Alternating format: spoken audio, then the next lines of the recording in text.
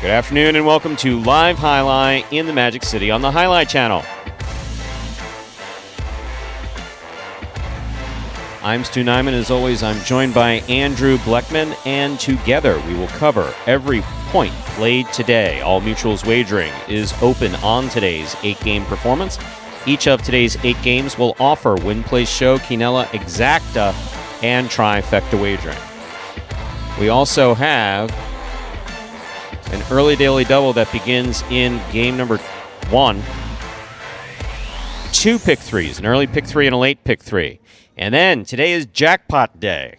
It's kind of like a pre-4th of July sale. Everything must go. All jackpots are being forced out on Force Out Day, which is today. So mandatory payouts in the Mighty Ocho, the pick 8 wager that begins in game 1. So you have 9 minutes to get those wagers in before we start the first game. Once again, Force Out. Mandatory payout of $5,000. So get your wagers in for the Mighty Ocho. That goes today with a $5,000 guarantee. Also going today, the High 5 jackpot. The High 5 is a pick 5 wager that begins in game number 3. Mandatory payout in the High 5 and the Mighty Ocho beginning in games 1 and 3. There are no scratches in today's performance. Once again, there are no scratches in today's performance. Today's performance is scratch-free. So with all that in mind, we ask you to make your wagers as early as possible within scheduled post times, especially if you want to get in on those force outs. Post time for game number 1 is now just about 7 minutes away. Andrew, hi, how are you doing? Hi, Stu. I'm doing well. Say I was coming to Magic City Highlight for the first time on a day like today. I hear the word force out. Yes. And a lot of different meanings and a lot of different capacities. So in this, turn around and we force you out the front door. Say thanks. Not interested in seeing you today. That would be an early 4th of July for you, huh? A little present there. So we do our best. We're not like a furniture store, but we try to get in on the 4th of July fun. So that's what we do with a little. We're trying to get you money for your 4th of July shopping. Yes. So you can hit up all those sales where things have been marked down to last year's prices. But, wow, Stu. Well, I ruined your train of thought. No, I was going to say, should we explain the force out, though? That's what I was going to go with. Again, explain the force out, absolutely. Yeah, that sounds like for the guy that's been in High Life for I can't explain it that well, Stu. No, basically, I'll give it a run. $5,000 guaranteed in that Mighty Ocho jackpot, plus the $2,000 minimum guarantee in that High 5 for today. All of that money that is in those jackpots must be paid out in full. So usually you have to, in the High 5, have to hit all 5 winners correct and be the only person with that combination of numbers. In the Mighty Ocho, all 8 winners and the only person with that ticket as well. But today, Stu, on Force Out Day, whatever is the highest correct number, 4 out of 5 in that High 5, it could be 3 out of 5, whatever it may be, all of that $5,000 must be paid out here today. So a good day to wager. At least $7,000 will be headed out today in just those 2 jackpot wagers alone. Mighty Ocho before the start of game number 1. You have a couple minutes here, just about 6 to be exact, to get those wagers in. And we have the High 5 that begins before the start of our 3rd game.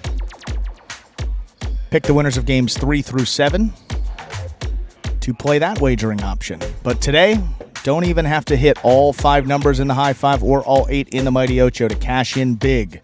That is why these mandatory force out days are pretty significant here in the world of Pari-mutuel wagering. So get those bets in, just about 6 minutes until game number 1 in the Mighty Ocho. And as we do before the first game of all of our performances, we'll take a look at this video that will explain the scoring format for all 8 games, which today, as every day, is Spectacular 7 scoring.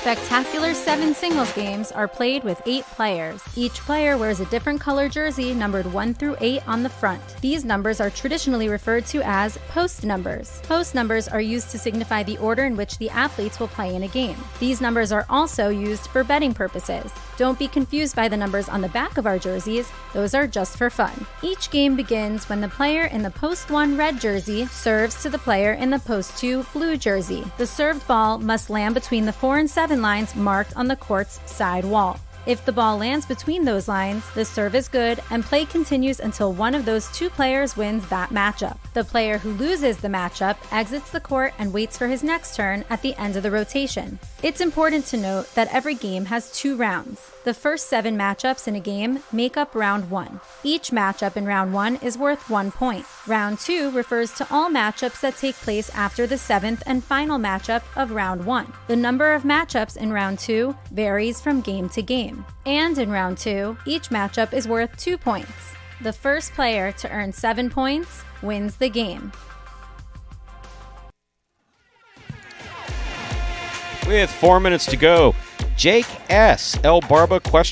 And I don't have my reading glasses on, so I can't see. That's a smiley face. That is a smiley face?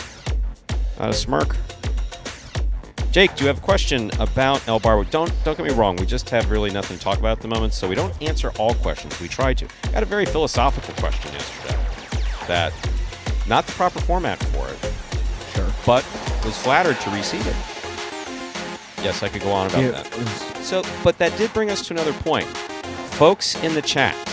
Question. Was that a little early? Because we only have 34, so maybe should we wait? Should we wait till like game 3 or 4? So somewhere how in the about middle? you correct me before I start doing stuff like that off mic and not in front of my friends? Okay. All right. Yeah. You want to embarrass Seriously? me in front of my friends like that? Huh? Seriously? You want me to start embarrassing you in front of your friends? Well, maybe we can both. Oh, I already do because I think I say that thing too much in H2H. Yeah. See, in a podcast, tell that guy to stop saying. I would be able to say what I'm really thinking, but I can't say that here. I know you have to be careful in podcasts too, so just eliminate the F-bomb. But I can do a tirade without the F-bomb. Oh, wow. Wow, that was exciting. I think Ben just threw a pop rock. Yeah, that's a fine, huh? That's got to be. That's a great counterpoint, Diaz, and I probably shouldn't even be talking about that on the mic. Yeah. I mean, I know that these pop rocks are you guys can maybe even hear that audio. I don't know if you guys are picking that up, but wow. All right. Yeah, let's not do that, huh? All right, game number 1. Mighty Ocho, 3,600 wagered into that, courtesy of Steve M. Always throwing out some terrific stats for us. Wait a second. Got a question here. Is your telecast partner Andrew Bleckman the one and only Andrew Blaze Bleckman, king of TikTok? Is your nickname Blaze? What the heck? Who texted you that? Paulie. Oh, I'm sorry. It came up as a text message. It's not in the chat. Do you think I'm making that up? How long? I was like, who the heck would have come up and then you're like, Paulie? I was like, okay, that makes sense. Work with me? Yeah. No, it's not me. I was like, you're not the nickname guy. That's Paulie. And sure enough, he was right there. Stu had a great comment yesterday. That's power overpowering power. A lot of power in there, but deep nonetheless. I think he's referring to that Go Cherry versus Douglas doubles match yesterday. Very interesting timeline in that match. I mean, CRB and Douglas dominated set number 1. Set 2, wheels started to come off a little bit for CRB and Douglas, and then third set was just too much Go Cherry there in the end. When did you said that? Was that in the? Do you remember when you said that, Stu? Do you know that's power overpowering power? It could have been an H2H actually. Well, it was in the, okay. But the third set. Yeah, I think it might have been after the match. In the backcourt. Yeah, that was just absolutely fantastic. Yeah, it's fun to watch those two guys play, and you know we see all the comments, and obviously Ernesto and Steve kind of going back and forth. Look, we got two great players, and you know you can argue which one's better on any given day. Both of these guys are incredible. Appreciate what we have. We don't need to argue about who's better this day, who's better that day. Both of them are elite talents at this age. Just exciting to watch, though. Go Cherry's got 10 more years experience right. than Douglas. Yes, 10 years.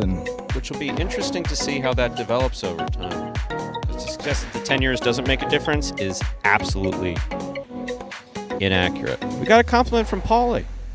I miss Paulie. I did. What did he say? In fact, I prefer Paulie be here than you, to be honest with you. Yeah, I gotta be on honest. days like today. I really, it would just be nice to look over and see Paulie. I don't realize how much I miss him until You have to look at my face every day? No, looking at you, you're fine where that's concerned. Just sometimes when you say things, it's just, I don't know.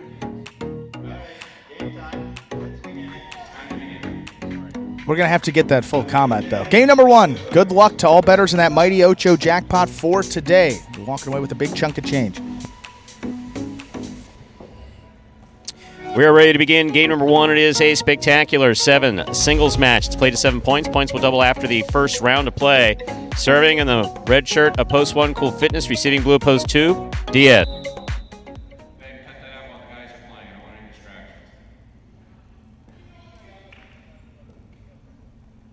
There's the serve. We begin.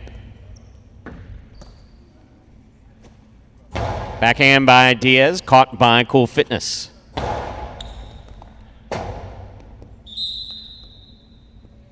Point 1. Cool Fitness first up on the board in our first game. Here is the white shirt of post 3 worn by Jed.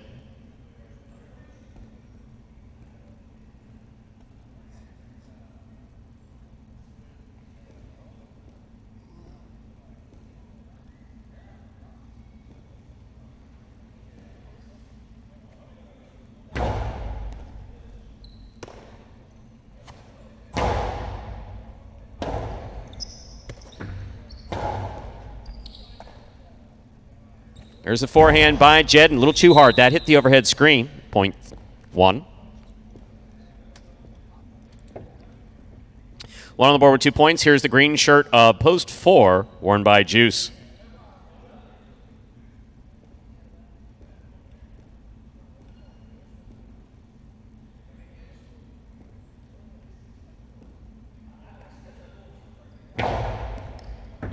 Fault under serve. Ball must land between the 4 and 7 line. That fell short. This point goes to the 4.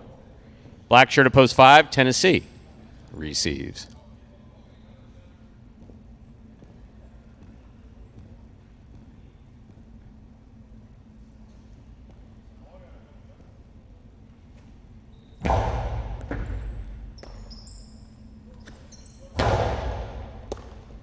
Ball dropped on the left side of Juice, point 5. Here is the yellow shirt of post 6, worn by CRB.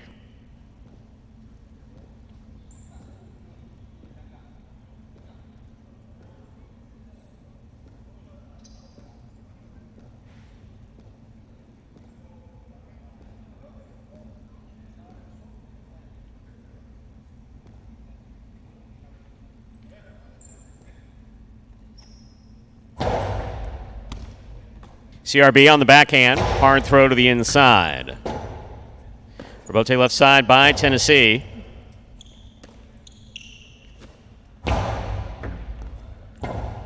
Rebote left side by Tennessee. He makes a save. Long carom, perfectly thrown. The timing and the positioning of that ball, both excellent. Point 6. Here's the pink shirt of post 7, El Barba.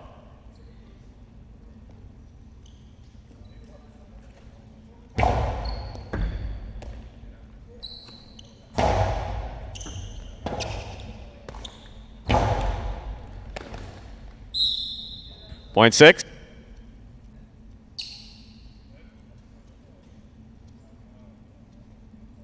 Here now to complete the first round and receive, purple shirt of post 8, Anderluck.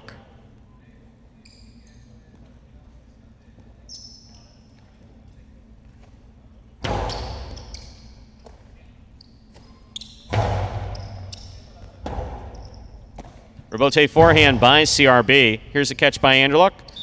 Point 6.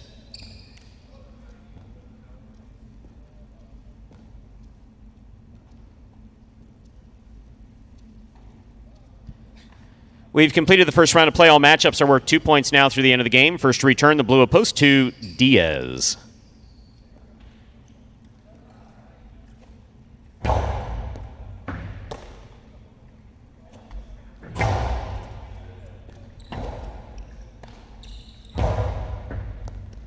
Diaz with a big reach at the 11 line. Makes the catch. Big backhand. Tipped by CRB. Point 2.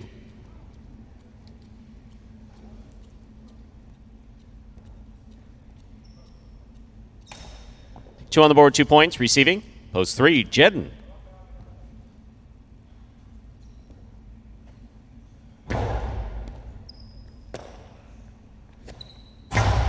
Backhand, strikes the overhead screen, point 2. 4 points for Diaz in the blue shirt of post 2. Trying to stop him, Cool Fitness.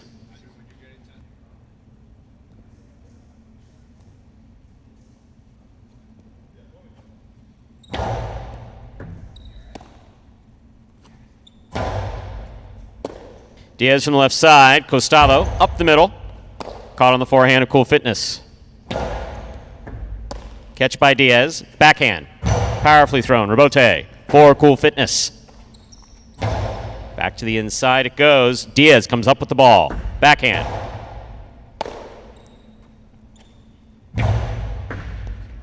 There's a catch on the forehand of Diaz. Forehand played back to pass. It's passing.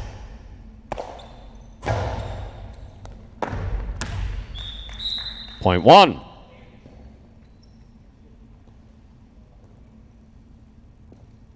One on the board with 4 points. Here's post 4. Juice.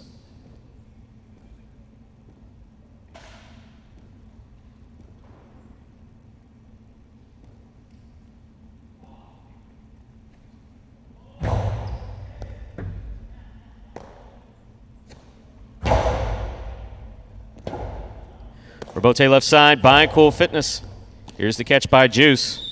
Juggling on the catch of Juice. Ball bobbled on the inside of the cesta. Point 1. Possible game point for the red shirt at post 1. Cool Fitness trying to stop him. Tennessee.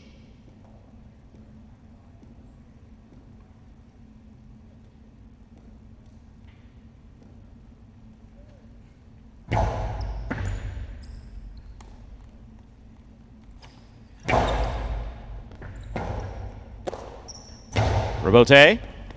Oh, Tennessee's passing on that. He turns to save the Rebote. More difficult of the 2 plays. Here's Cool Fitness from the outside. Low and hard and scoring for the win. Point and game. Red shirt up post 1.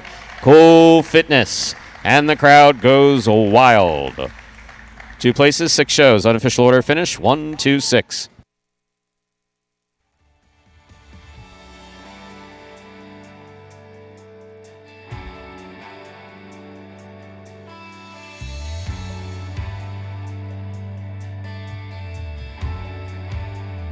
Results from Game 1 are official. Coming in first, post 1, Cool Fitness. Taking second, post 2, Diaz. Coming in third, post 6, CRB. 1, 2, 6 is the official order of finish for our first game.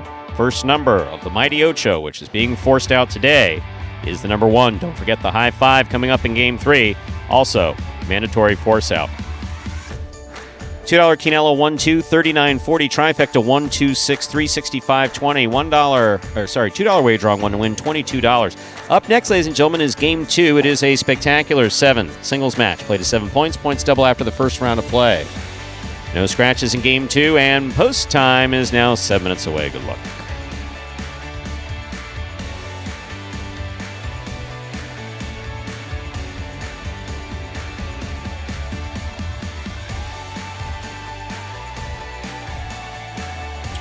Apparently, Roland's happy about that outcome.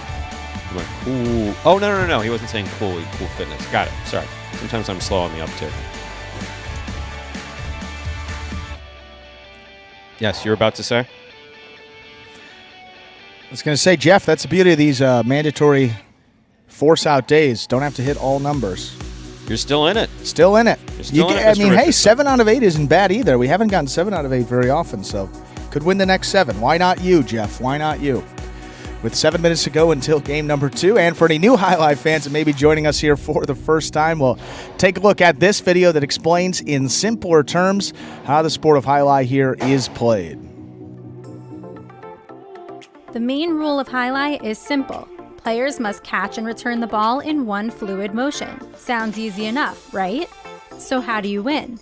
You can win a matchup simply if your opponent overserves, underserves, or serves the ball out of bounds. On the flip side, your opponent wins the matchup if the serve is so good that you fail to catch and return the ball to the front wall. If your opponent fails to catch the ball before it bounces twice on the ground, or if your opponent's cesta makes contact with the ball but doesn't catch it, then in both of those cases, you win the matchup. You can also win a matchup if the ball bounces around in your opponent's cesta during an attempted catch. This is called juggling, and it's illegal in highlight. Another way to win a matchup is if your opponent throws the ball and it lands out of bounds on its return from the wall. The overall game strategy for a highlight player is to make it difficult for an opponent to reach the ball in time or to execute a rebuttal play. And we are back here now. A full 6 minutes for Stu here on Ernesto. My, oh my. Here we go. Strap in, folks. Jeff, Mr. Richardson, you are absolutely correct. Ernesto, you know how it works around here. You've been around this chat long enough. We can debate individual points about how this one's playing that one or whatever, but do not talk about the effort of the Magic City players, any of them. On a given point, yeah, that guy could have run for that or something like that. Maybe they're off, maybe they're in a bad mood, whatever. They're in a playoff, they lost by a narrow margin for the win. But no, he does work on his craft. He comes out here and he practices, and just like an amateur highlight, which we know you know about, because I know about it as well, players progress at different. It's going to take some guys a few years. It's going to take some guys forever. Some guys will pick it up quickly. So, yes. I got to be honest with Cool as well. I mean, not in the Pelota, the H2H doubles, didn't play singles in that competition as well. So these are kind of the only reps that he's gotten. He was out at the later part of that short season we had, easing his way back in from May when he got back into the lineup. And got to say, I mean, he's just been steadily improving. He's catching better. The rebote looks better. All parts of his game just getting a little bit better day in, day out. And he and Arats have actually added a couple of doubles wins as well over their last few weeks. So good to see that level of improvement from a guy that struggled with injuries at times of his highlight career. Just staying on the court, getting consistent reps week in, week out has been an issue for him, and starts to show some good stuff, and then an injury kind of derails that. But good to see that he's picked up kind of right where he left off. He's playing much better at the beginning of the year this year. Yes, Ernesto, you're absolutely correct. He does work on the bodybuilding. Yes, he does. But let's just say that in the tone of your text, I assumed that you were being a little sarcastic. What happens? See, it's funny. I should read it before I just read it into the microphone, right? Especially if it starts off with what happens if a female. We don't have any open tryouts. That's actually a good question. So we don't have any open tryouts, and we're not an open tryout facility. So that basically means that our roster is closed. We go out and we recruit. But yes, if a female came to Magic City and said, I would like to try out, we'd probably explain that, well, we don't have any positions open on the roster and it doesn't look like we will for 2023, but we have no problem with you signing a release and showing us on the court what you can do. Same thing we would do, not for really anybody, but there's nothing.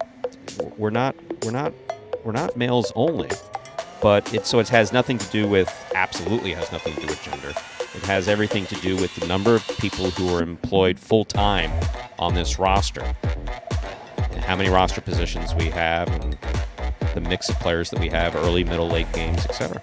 Right. Got to think back also to the original concept of the program with Scott and the folks here at Magic City recruiting former athletes from the University of Miami. That was a big thing, and this program has evolved pretty much since day one and continues to evolve. So that's something that I believe, as you said, certainly open to, and not an open roster at this point. We're closed probably for the 2022, but absolutely at some point that would be awesome. It's JBTV. If you go onto YouTube, you may be able to actually both Mexico and Spain, and I imagine France, but definitely Mexico and Spain have pretty active programs for females in highlight of different ball modalities.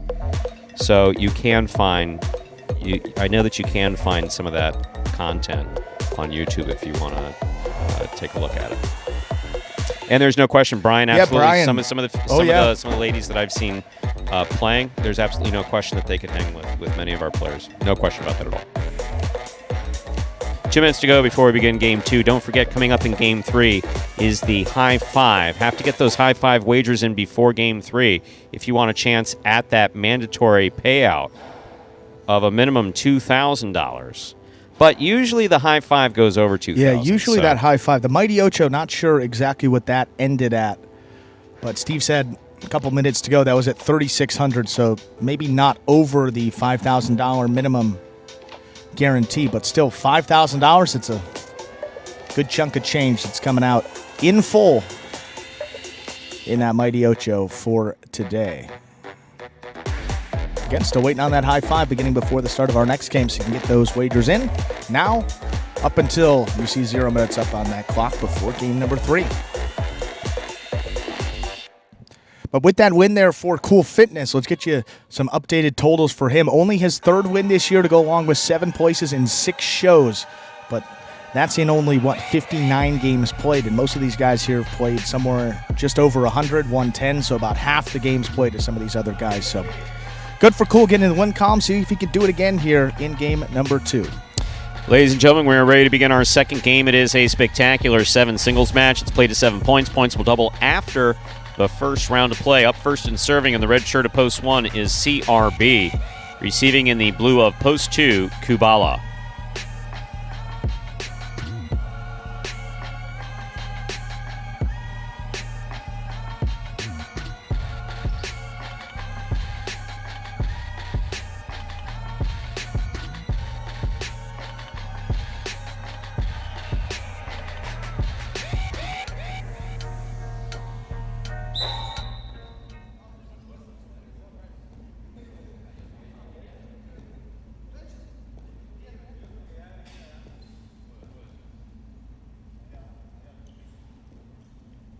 There's the serve.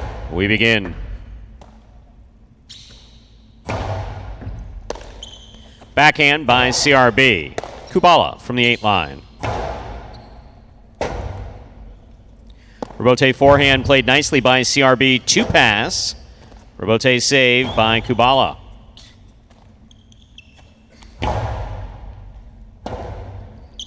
Rebote forehand by Kubala. Here's the catch by CRB. CRB to the inside. Kubala's there. Rebote forehand by CRB for the big bounce. Brought down by Kubala at the 8 line.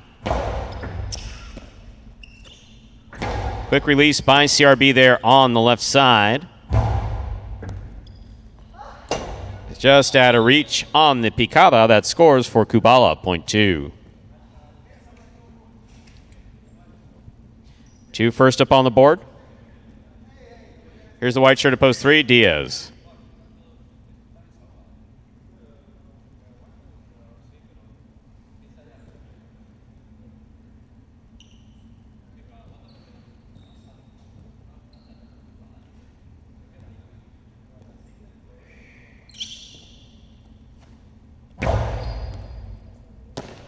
Catch by Diaz on the forehand.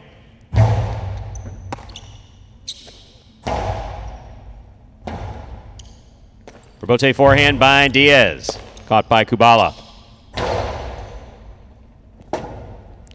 Rebote left side to the outside. Kubala's there.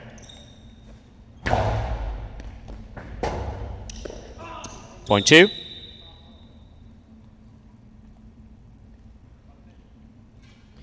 In this matchup, we have 2 serving to the green shirt at post 4, worn by Cool Fitness.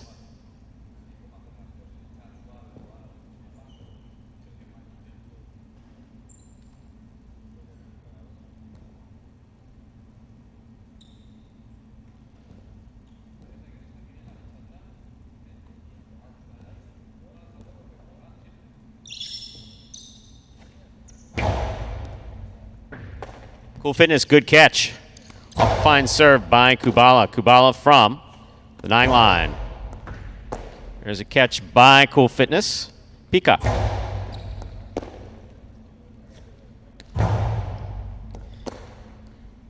Cool Fitness, low and hard. Kubala makes the catch, backhand. Catch by Cool Fitness, backhand. Rebote coming out.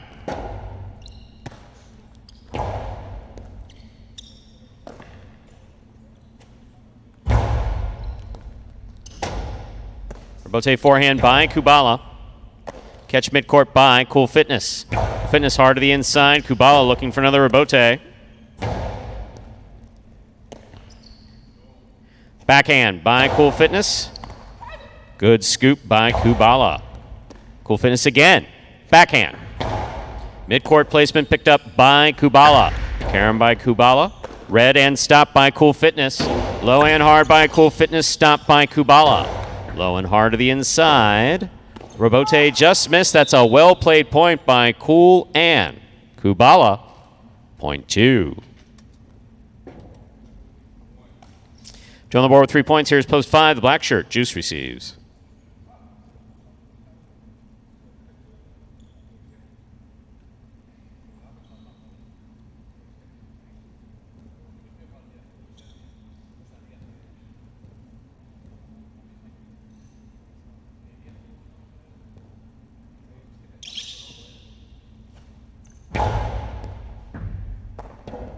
Fine serve will score 4. Kubala, he has 4 points. In this matchup, he serves to Jedden, wearing the yellow shirt at post 6.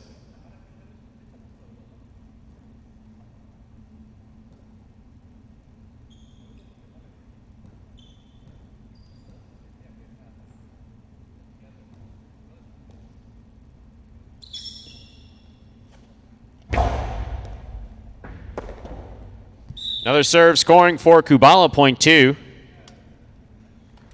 5 straight points for the blue opposed 2. Kubala. Receiving, El Barba.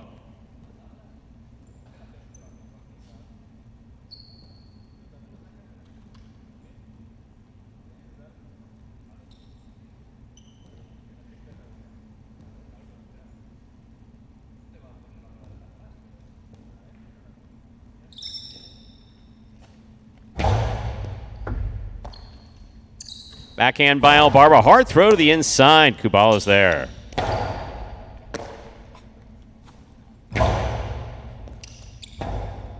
Rebote forehand. El Barba runs up, takes it in the air. That's nice. Right up the middle. Kubala's there. Outside placement will score. A well-played point by Kubala and El Barba. Kubala gets the point. He has 6 points and a possible game point. Trying to stop him in the purple shirt at post 8 is Tennessee.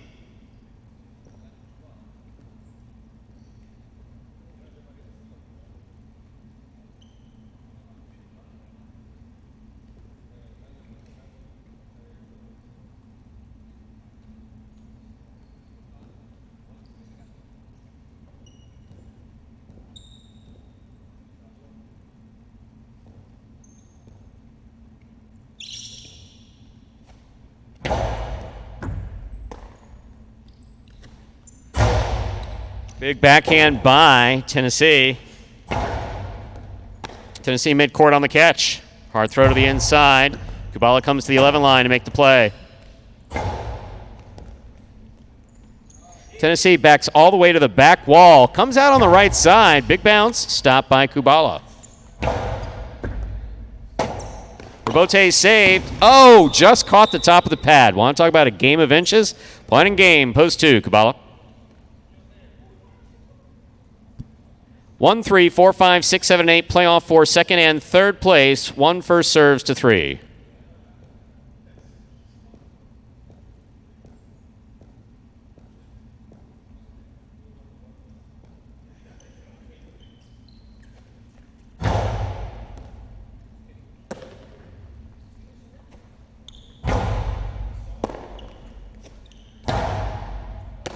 Diaz on the catch.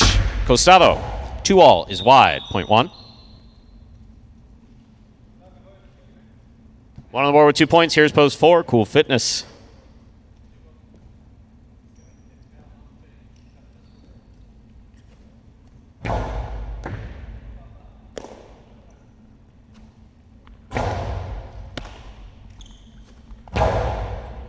Coasty up the middle. Rebote left side by Cool Fitness. That's a nice save. Here's CRB. Point 1. One on the board with 4 points. Here's post 5. Juice.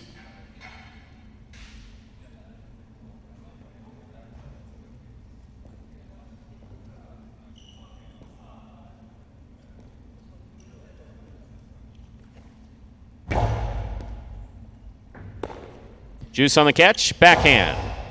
CRB midcourt. Rotate left side by Juice, caught in the air by CRB. CRB to the inside. Juice hangs in there, goes to the rebote, does not make the play. Point in a second place finish for Post 1 CRB. 6-7, 8-3, 4-5. Now pair off and playoff for third place, 6 first serves to 7.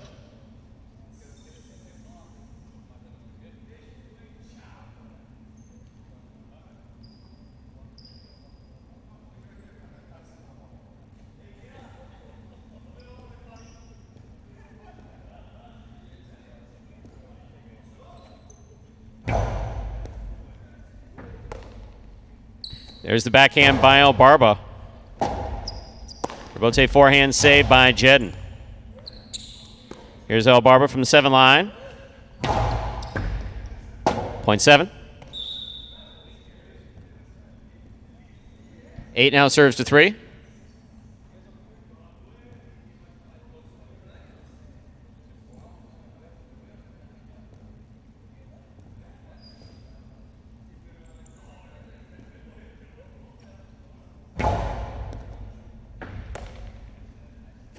Backhand by Diaz. Tennessee's there. Rotate forehand, too hard. Point 8. 4 now serves to 5. The winner of this point meets 7 and 8 in the continuing playoff for third place.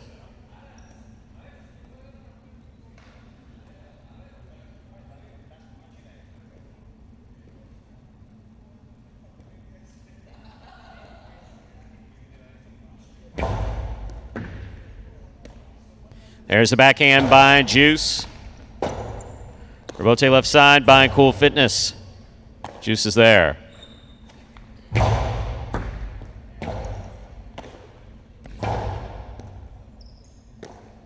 Juice from the forehand at the 11 line. Hard throw to the inside. Rebote. Left side by Cool Fitness. That's a nice save. Juice is there. Backhand. Rebote left side by Cool Fitness. Another fine save. Here's Juice. Backhand by Cool Fitness to the inside. Juice, nice snag at the 9 line. That backhand stays to the inside. Cool is there.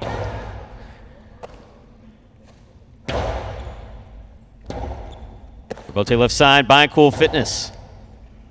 Here's Juice. Big backhand, Rebote coming out. Rebote 2-all, nice play by Cool Fitness. Beautiful catch by Juice. Cool got there. Oh, just out of play. That was a hell of a point just played by Cool Fitness and Juice. Juice gets the point. 7, 8, and 5 remain in the playoff for third place. 7 first serves to 8.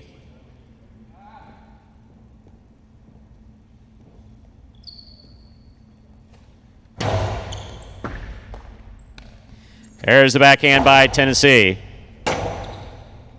2-all is out. Point 8.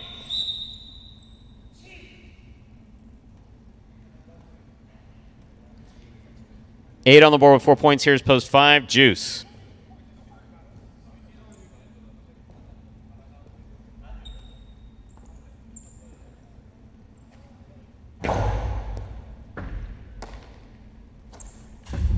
Wow. Point and show, post 8, Tennessee. Unofficial order finish, 2-1-8. Prices will be up in a moment.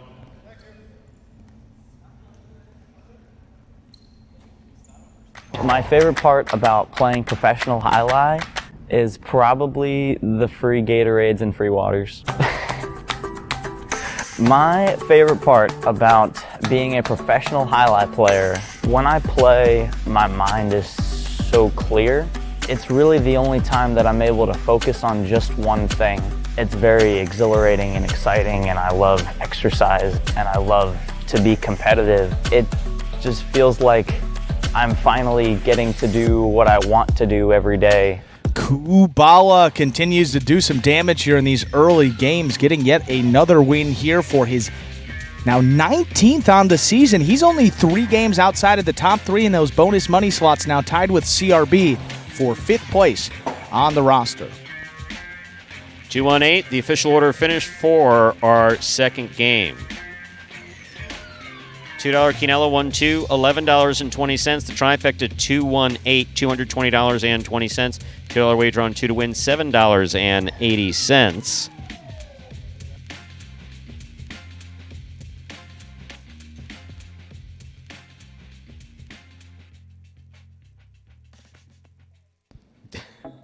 Our daily double 1-2, $37.60.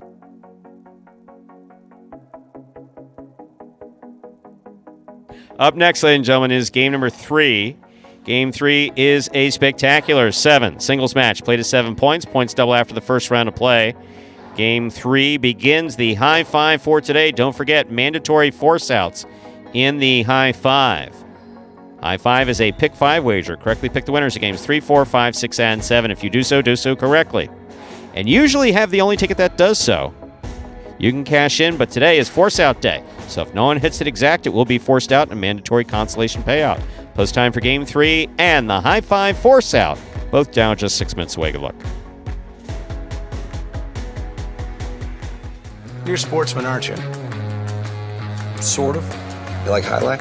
I like the way it's spelled. Me too. Yeah, with a J. How'd that get in there? I can handle your workload without any help. Andy Glam, former J. Crew employee.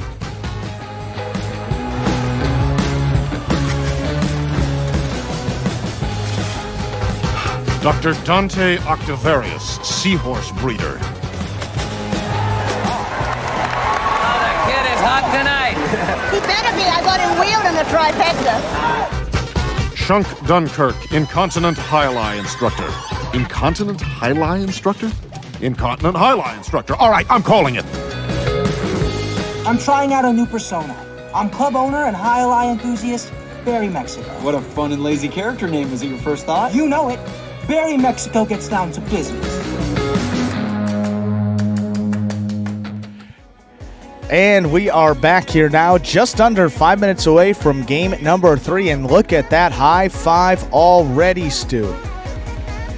Yes, $2,500. We could say it together. $2,590. We'll work on that. What, our timing? It's not going to be very common that you and I are going to have to talk at the same time. I don't let's see not that let's not do that We're not a anymore. cheerleading squad. We're not doing that. And we don't need one either. So let's get that one right out on the. Yeah, I'm not. I will say, my baseball team, the White Sox, they do a thing that they have a nationwide is on your side, a little jingle. Both the announcers, they sing it every day. So that was kind of cute, Stu. That kind of felt like Jason. This and casino Steve doesn't generate enough money. We don't do cuteness. Do that. No, we don't do cute. No, All right. You can bring someone else. We in do highlight. You can bring someone else in and do cute. I'm not singing. That's the position's already kind of morphed out of what Scott explained to me in 2018. But I'll ask you this: is it more fun than you thought it would be in 2018? That's one of those questions you should probably ask me off the microphone. I was gonna say I thought that was an easy answer, man. All right, well, yes. You've seen some of my messages to the group. Of know course. How seriously I take this stuff. Of course. It's way more complicated now than. I'm just saying the microphone portion. I'm not the managerial stuff. Obviously, that gets more complicated. The that stuff that we I'm do? saying the stuff that we with the Yeah, mic. all apart from the all of post-game it, show, yeah. it's fun. Yeah, that's all I wanted to hear. See how simple that was? Thank you, Stu. I love the patronizing critique. Why don't you continue with that? No, that's all I wanted to hear. No, I like that. Why don't you work on the patronizing stuff? Let's hear you develop that little talent. We need a couple. That's 2023. And a gray beard. Your beard is still. What color is your? Is it red? It's long. Ugh. Yeah. Red or I don't know. Come on, I know you're always ordering stuff. Order a beard trimmer and shave it off. Or I can lend you one. I actually have 3. Yeah. How do you get 3 of them? So the way you got odd numbers of things. That seems like something that wouldn't fly in my. It's the way that this works is one cuts a certain way, another one cuts a certain way. The one for the mustache. Yeah. It's excessive, but I will say that it works. the way that your facial hair is, touch of gray. That looks good. You know, it looks good. I've always been a fan of the. If I could get a little gray and a little touch, you know. I was sitting with my father and uncle. They were both looking at me. They were like, "Why do you have to have a gray beard?" And I was like, "Do you not like beard, or does it remind you that you look guys are older?" Yeah. My father just kind of went, yeah. I'm complimentary of it. I think it's terrific. It kind of goes both ways. People ask me if I dye my mustache, which is weird. It's like, why would I dye my mustache and not my beard if I'm going to dye anything? That's a great counterpoint. Well, I mean, just kind of, you know. Yeah, why? What you do, there's a few scraggly grays. You're not like a relief pitcher in the MLB. If you were that, then maybe you would dye the mustache different. But you're a. And then people happen across that, Southern Home Living video on YouTube that from 2005, me and Benny Bueno at Miami Highline, where I had a goatee for a long time. I had facial hair from 94 till 2005, and I shaved. Well, I've seen the goatee. Yeah. Yeah. The all dark goatee. Yeah. I had a full beard. But you were on camera. That was 90s. a full. Well, yeah. That was one of those famous. There's somebody with a film set up downstairs. Can you talk to them? Yeah, sure. 20 years later, we're still talking. Still talking. It's still available to watch on. Yeah, no, it was just a quick thing on highlights. Actually, pretty good little expose. Beautiful. It really wasn't an expose. It was just a little. It was really a short on a cable channel. How about that? 1 minute to go before we begin yes. Game 3. Last chance to get those wagers in on the high five. The high five, $2,663 and growing. Plus, we had a little over $1,000 in the carryover going into today as well. So add that to this pool. Take out, obviously, the cost for lights and maybe a Taco Tuesday. And here we are, 2,720%. About 2,000 added, so maybe about $3,000, around $3,000 going out in that high five jackpot for today. Good luck to all those wagering on it as well. Stu, Game 3.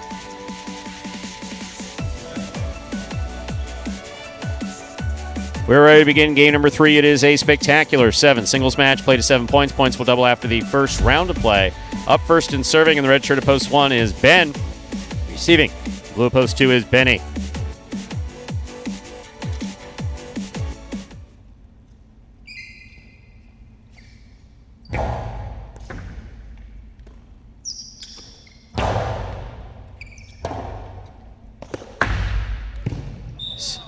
Point 2.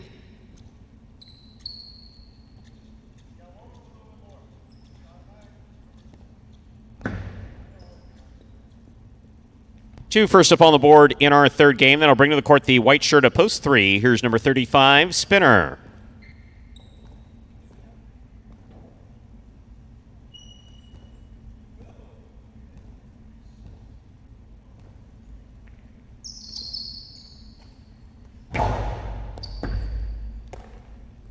Backhand by Spinner.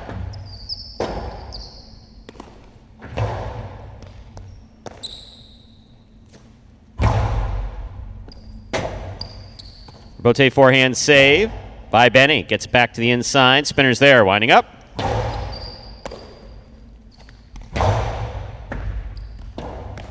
Bote save. That's a great effort by Spinner. That hit the overhead screen. Point 2.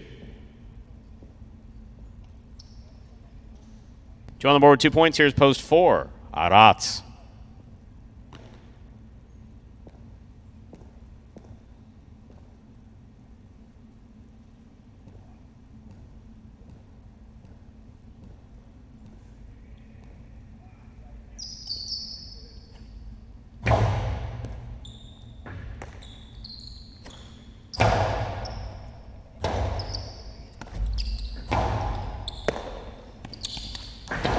Split placement. Throw to the inside. Scores for Benny. That's well played. Point 2. 2 on the board with 3 points. Here's post 5. Ron.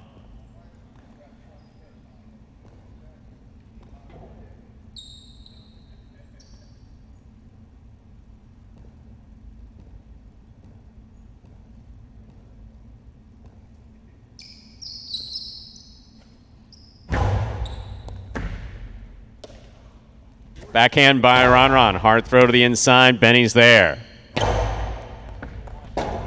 Point 2. Two on the board with 4 points. Here's the yellow shirt at post 6, worn by Anderluck.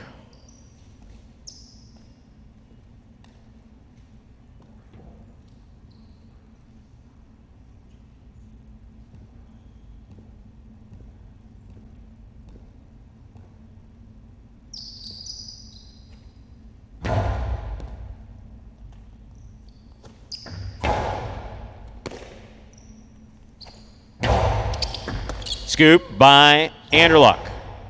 Here's Benny from the 9 line. Backhand. Stays to the inside. Rebote forehand by Anderluck. Here's Benny. Catch by Anderluck. Backhand. To the inside. Benny. Juggling on the catch. Point 6. Pink shirt of post 7, Ikeda receives.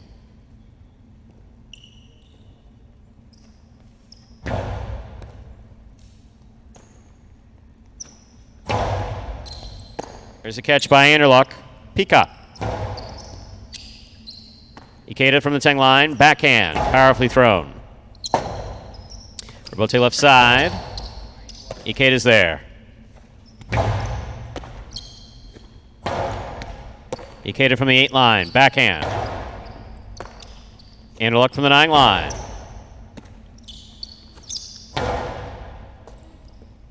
Point 7.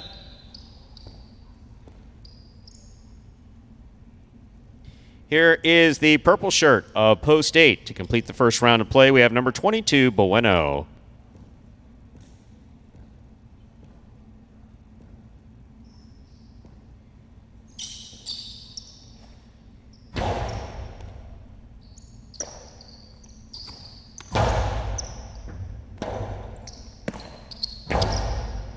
Here's a catch by Bueno.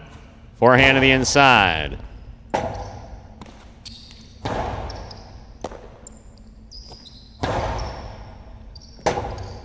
Rebote forehand by Ikeda. Here's Bueno.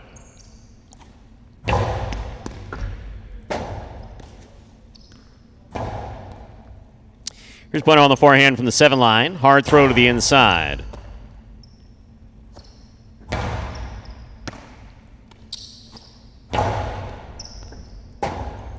Rebote forehand by Ikeda.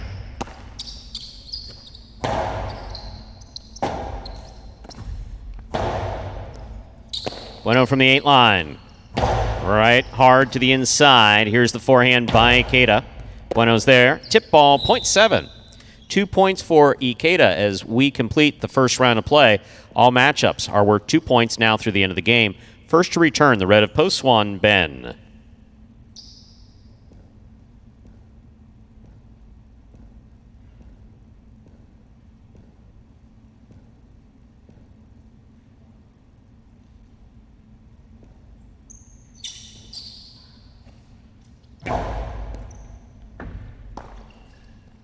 There's a backhand by Ben. Ikeda makes the catch.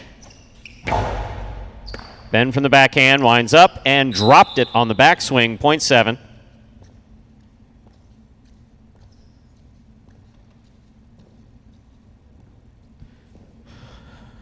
Four points for Ikeda, returning, post 3, the white shirt spinner.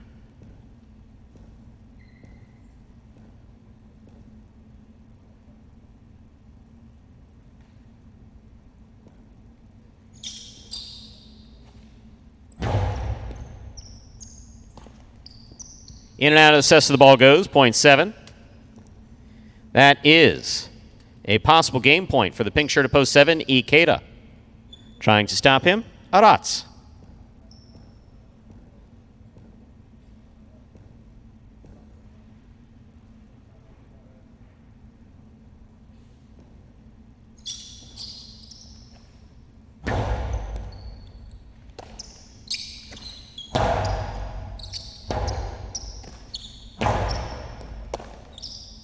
Backhand by Arats.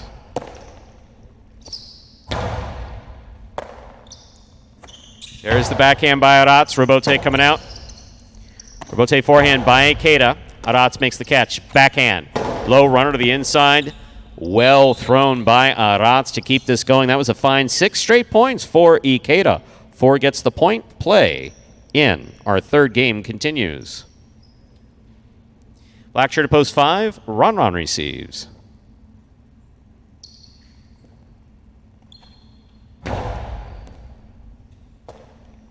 There's a backhand by Ron. Powerfully thrown. Rebote forehand by Arats.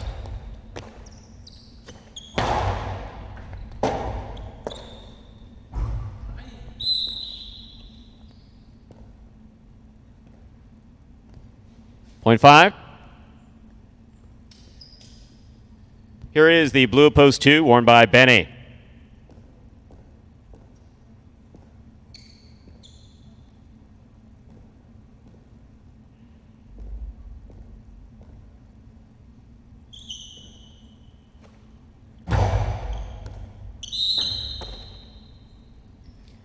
Point 2. Possible game point for the blue post 2. Benny trying to stop him is Anderluck.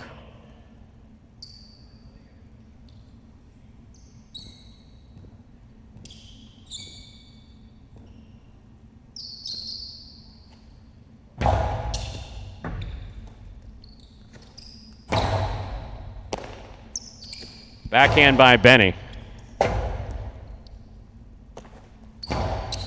Here's a catch by Benny. Powerfully thrown to the inside and scoring for the win. Point and game, ladies and gentlemen. Blue of post 2. Benny, 7 places, 4 serves to 5. This is a playoff for third place.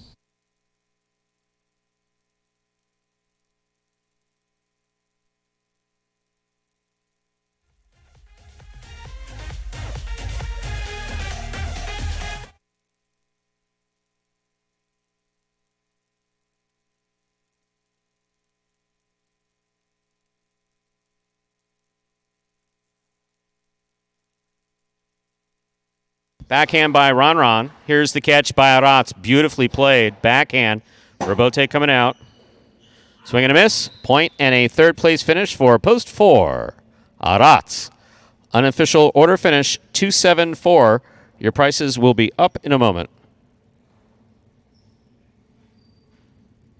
So this is my first time ever playing any type of like professional sport or anything like that. There's 2 different types of players. You know, you can have the power or more finesse. I think I'm a good combination of both. Being able to be a professional highlight player is, you know, a dream come true. I'd like to make it into the top 3 in doubles and singles, practicing, you know, almost every day and just working on my weaknesses and also my strengths too. It should be fun playing against my brother, you know.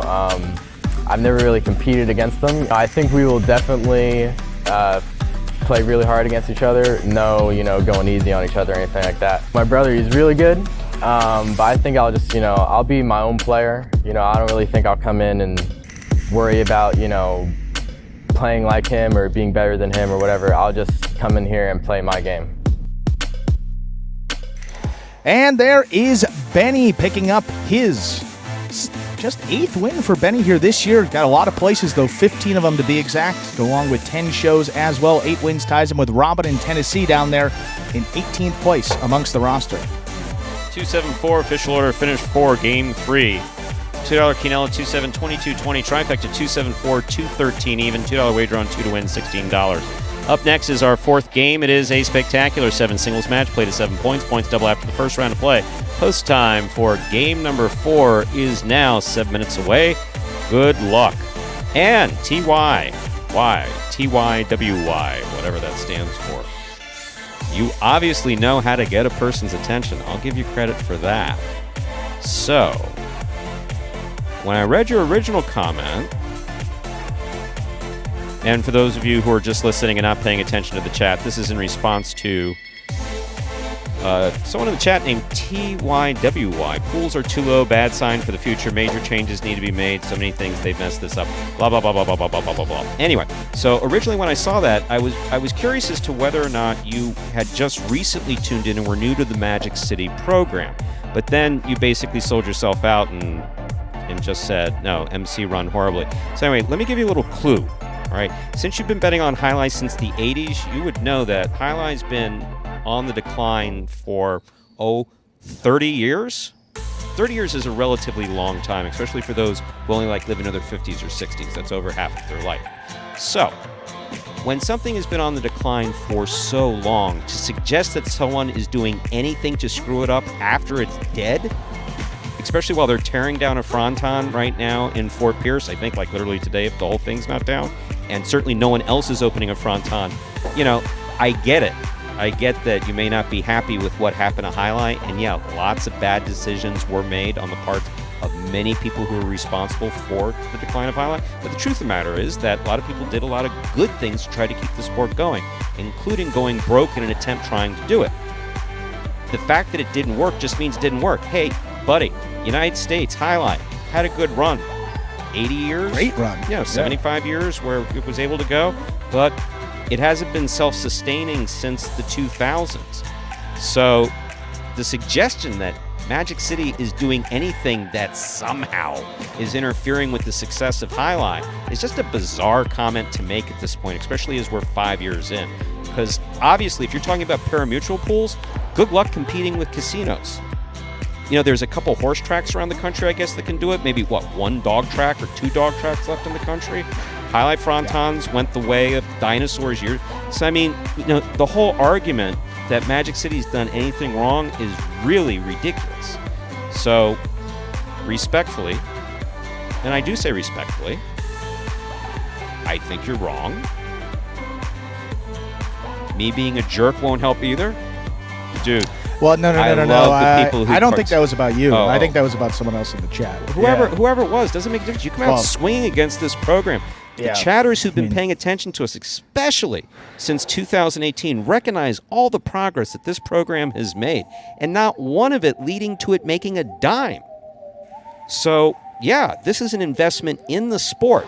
It's not an investment in the pari-mutuel pools. If the pari-mutuel pools happen to grow as a result thereof, and maybe we have a hope of decreasing the losses, I think that's great. But as long as ownership is invested, making investments year after year in both the player roster, in the quality of the production, in everything that everybody said we needed to be doing in Highlight, I think we're doing a pretty good job. So whatever mistakes you're talking about, feel free to send Scott an email. But as far as the chat's concerned and watching Highlight, save it. No one's interested. Moving on. You had something to say? Oh, yeah, I think he doesn't like fantasy either. That just doesn't make any sense to me because it's risk-free, and we had 2 winners in a row win $1,500 each. So you risk $0. All you have to do is pick the matches, which takes about a minute and a half, and we'll send you a $1,500 check. It's not about the fantasy league. It's not about that. It's also not about pari-mutuel Highlight. As you know here, and as Roland mentioned, the H2H is, I don't think there's any secrets about it, is the way of the future. That's a new format, started up last year, best 2 out of 3 sets with money line wagering as opposed to these pari-mutuel wagering that as a whole, Stu, not even just Highlight, pari-mutuel wagering as a whole, decreasing very much so because the new age, I'm 25 years old, 24, about to be 25. No one in my age range has a clue about pari-mutuel wagering. Only the folks that are third-generation degenerates like myself that have grew up around horse racing, grew up around Highlight, came down to the frontons here in Florida. But, just a curious comment. I get it. I get it. And there's a lot of reasons. If someone takes issue with the fact here, but it's also not your grandfather's high. I want to make that clear because he's saying about the 80s. We get that the pools, if you're comparing this and these pools to the 80s, this is almost it's different, way different. Well, pari-mutuel pools since the 80s? There was nothing else to gamble. The lottery came in after the strike there. So, a lot of reasons why pools continue. Use the S word. Look. We use that sparingly here. At Magic. Yeah, Magic's basically, what happened in Highlight was this. Highlight died. He was on life support for a number of years, and then folks came along and mercifully pulled the plug. And that's basically what happened on Highlight. And that comes from someone who's earned their living from Highlight since 1991 and in a management decision-making capacity since 1997. So then what happened is someone came along and basically reinvented the sport, kind of like Frankenstein. If you want to look at it that way, you want to put a kind of dramatic twist on it. Scott Savage is Dr. Frankenstein, And so, yeah, he came along and he said, let's take this thing that hasn't worked and let's see if we can redo it. See if we can reanimate it. Yeah. Reanimate it. Animate, package. Horrible movie in the 80s or 90s called The Reanimator. Just a terrible B-terror movie just on cable in the middle of the night. Awful movie. Don't even look it up. But I'm saying, came along and said, let's see if we can reanimate it through different packaging, different type of players, different court. So, yeah, no. Nothing that Magic City has done has been wrong. Now, if you're talking about what's gonna take to increase the pools, I don't know, electroshock for a third of the country, maybe, and have them somehow convinced that pari-mutuel wagering is something that they should be spending money on. No clue. Anyway, that's all the attention we're going to give to Wu-Tan or whatever the hell his name is.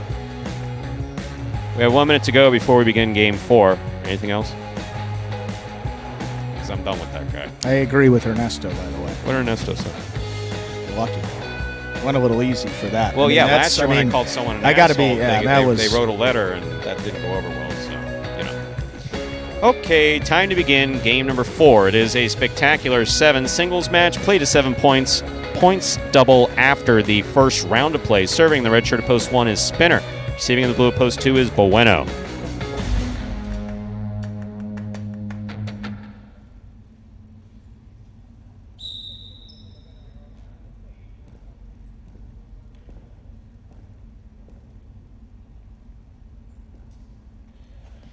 There's the serve. We begin.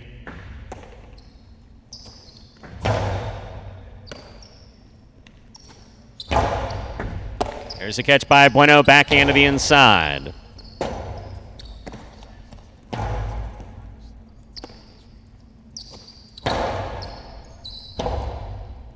Rebote forehand. Here's a catch by Bueno. Spinner's there. Backhand. Bueno from the 10 line. Backhand.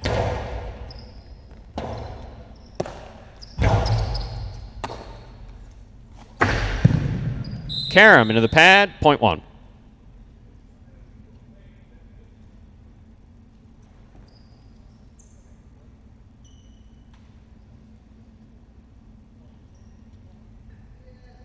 Here's the white shirt of post 3, Carballo.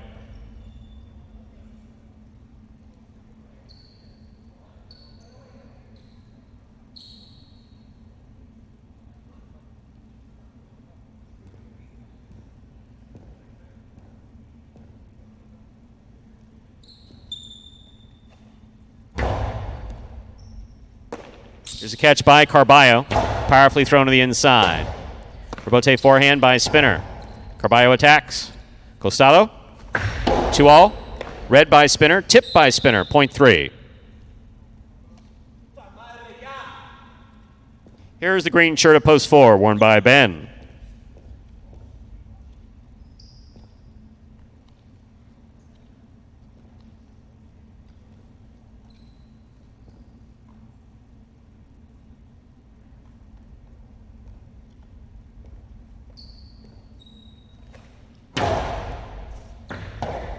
Beautiful serve by Carballo is scoring. Point 3. Carballo's made 2 straight points. Here is the black shirt of post 5, worn by Aratz.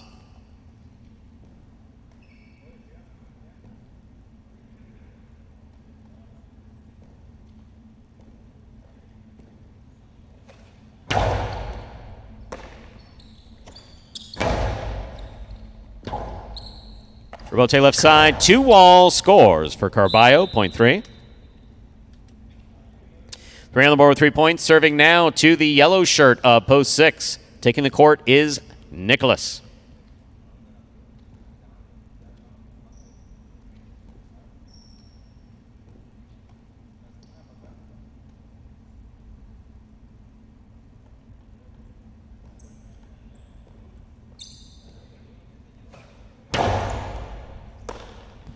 Backhand by Nicholas to the inside, right on the wall, beautifully played. Nice forehand rebote by Carballo.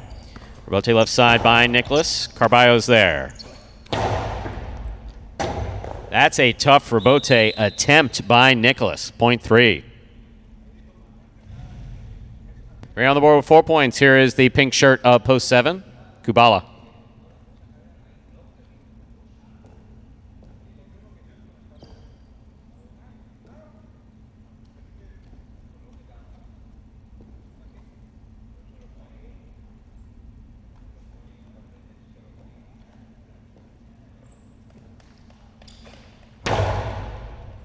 Kubala, backhand.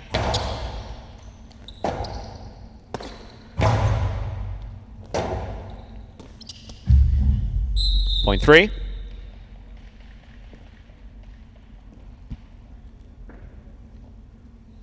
Five straight points for the white shirt at post 3. Carballo. In this matchup, he serves to the purple at post 8, worn by Benny.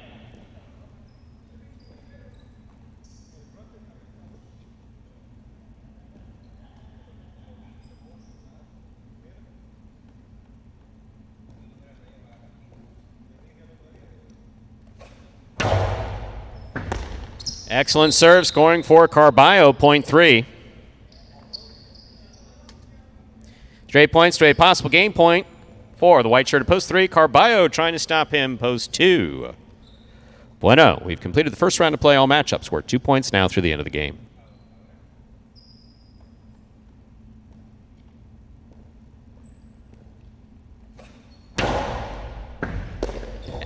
Point in game, post 3, Carballo.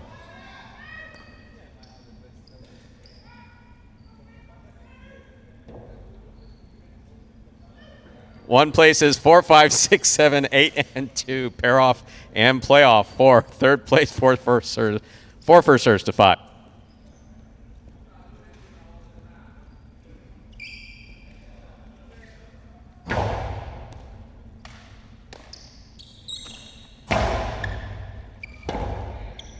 Rebote forehand by Ben. Here's Aratz.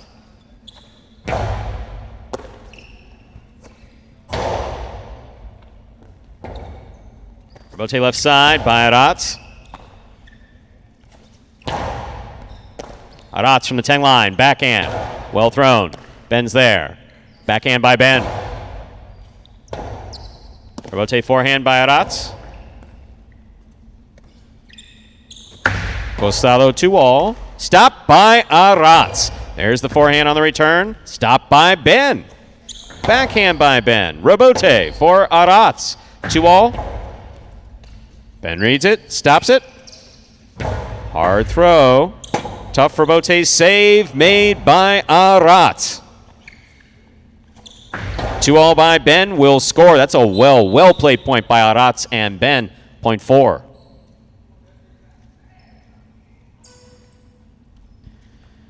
Six now serves to 7.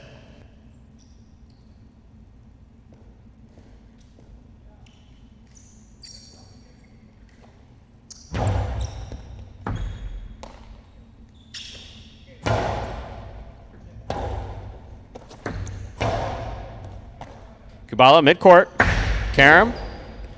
Well thrown and scoring. Point 7. 8 now serves to 2.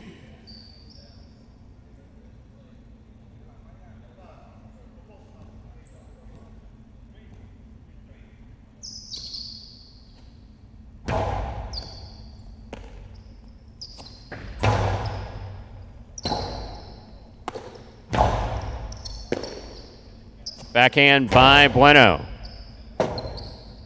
Rebote left side by Benny. Bueno's there. Backhand from the 9 line. Benny looks for the rebote on the left side. Plays it to the inside. Here's Bueno.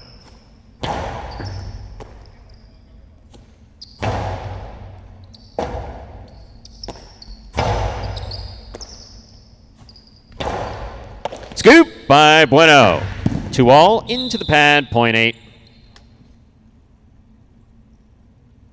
4, 7, and 8 remain in the playoff for third place for first serve 7.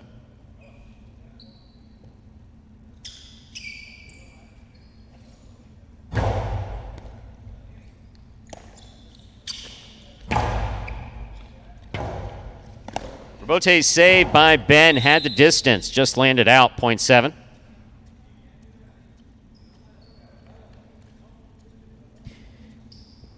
Possible show point for Kubala. Receiving, Benny.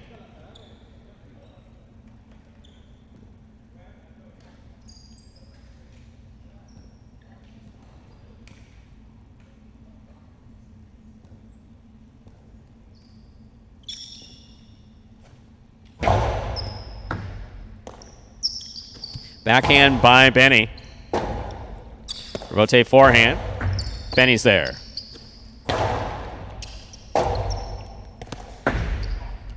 With a light touch, it scores. Point and a third place finish for post 7, Kubala. Unofficial order finish, 3-1-7. Your prices will be up in a moment. My goal going into this season is probably just playing a little bit more calmer, and also another thing I want to work on is not beating myself. You know, just do simple better. You know, just catch the ball, throw the ball one more time than my opponent, and don't make any unforced errors. I mean, I have a mantra that I tell myself all the time where, you know, if you're not getting better, you're getting worse. I mean, that's literally what it comes down to. Honestly, my favorite thing about highlight is just the speed of the sport. My intensity, on a scale of 1 to 10, I think it's about 2,000.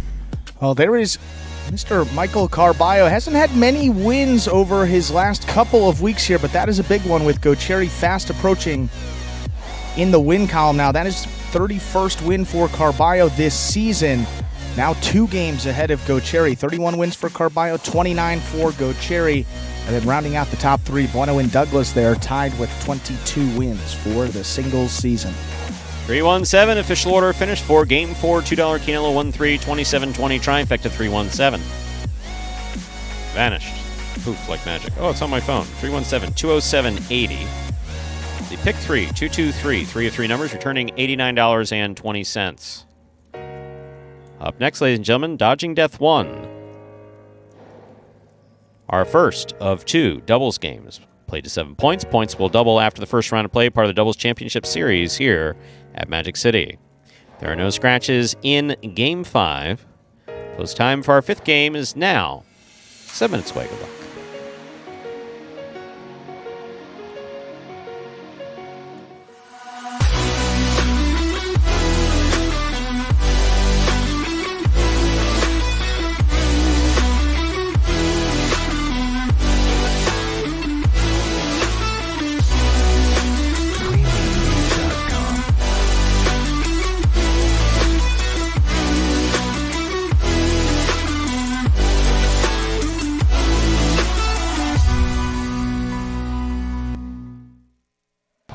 Well, folks, in addition to that, ironically enough, free-to-play fantasy highlight contest. How about that? You can play along with some daily fantasy highlight exclusively at Prize Picks, one of the leaders in daily fantasy sports, where you can take advantage of their special incentives right now for signing up. Just go to PrizePicks.com and type HI, that is JAI, in the referral code field when you do sign up. And if you make a $100 deposit in your betting funds, Prize Picks will match it and put another $100 into your account just like that. Does get even more interesting because if you send us a picture of your computer or phone screen as proof that you use that referral code HI at signup, well, you're also going to qualify to get a double cash prize if you win a week of the Highlight Channel's Fantasy Highlight game in the 2022 season. So it is as simple as that. Just sign up at Prize Picks. Use that referral code HI when you do so. Most importantly, make sure to take a picture of that page where we can see the referral code field with the word HI typed in.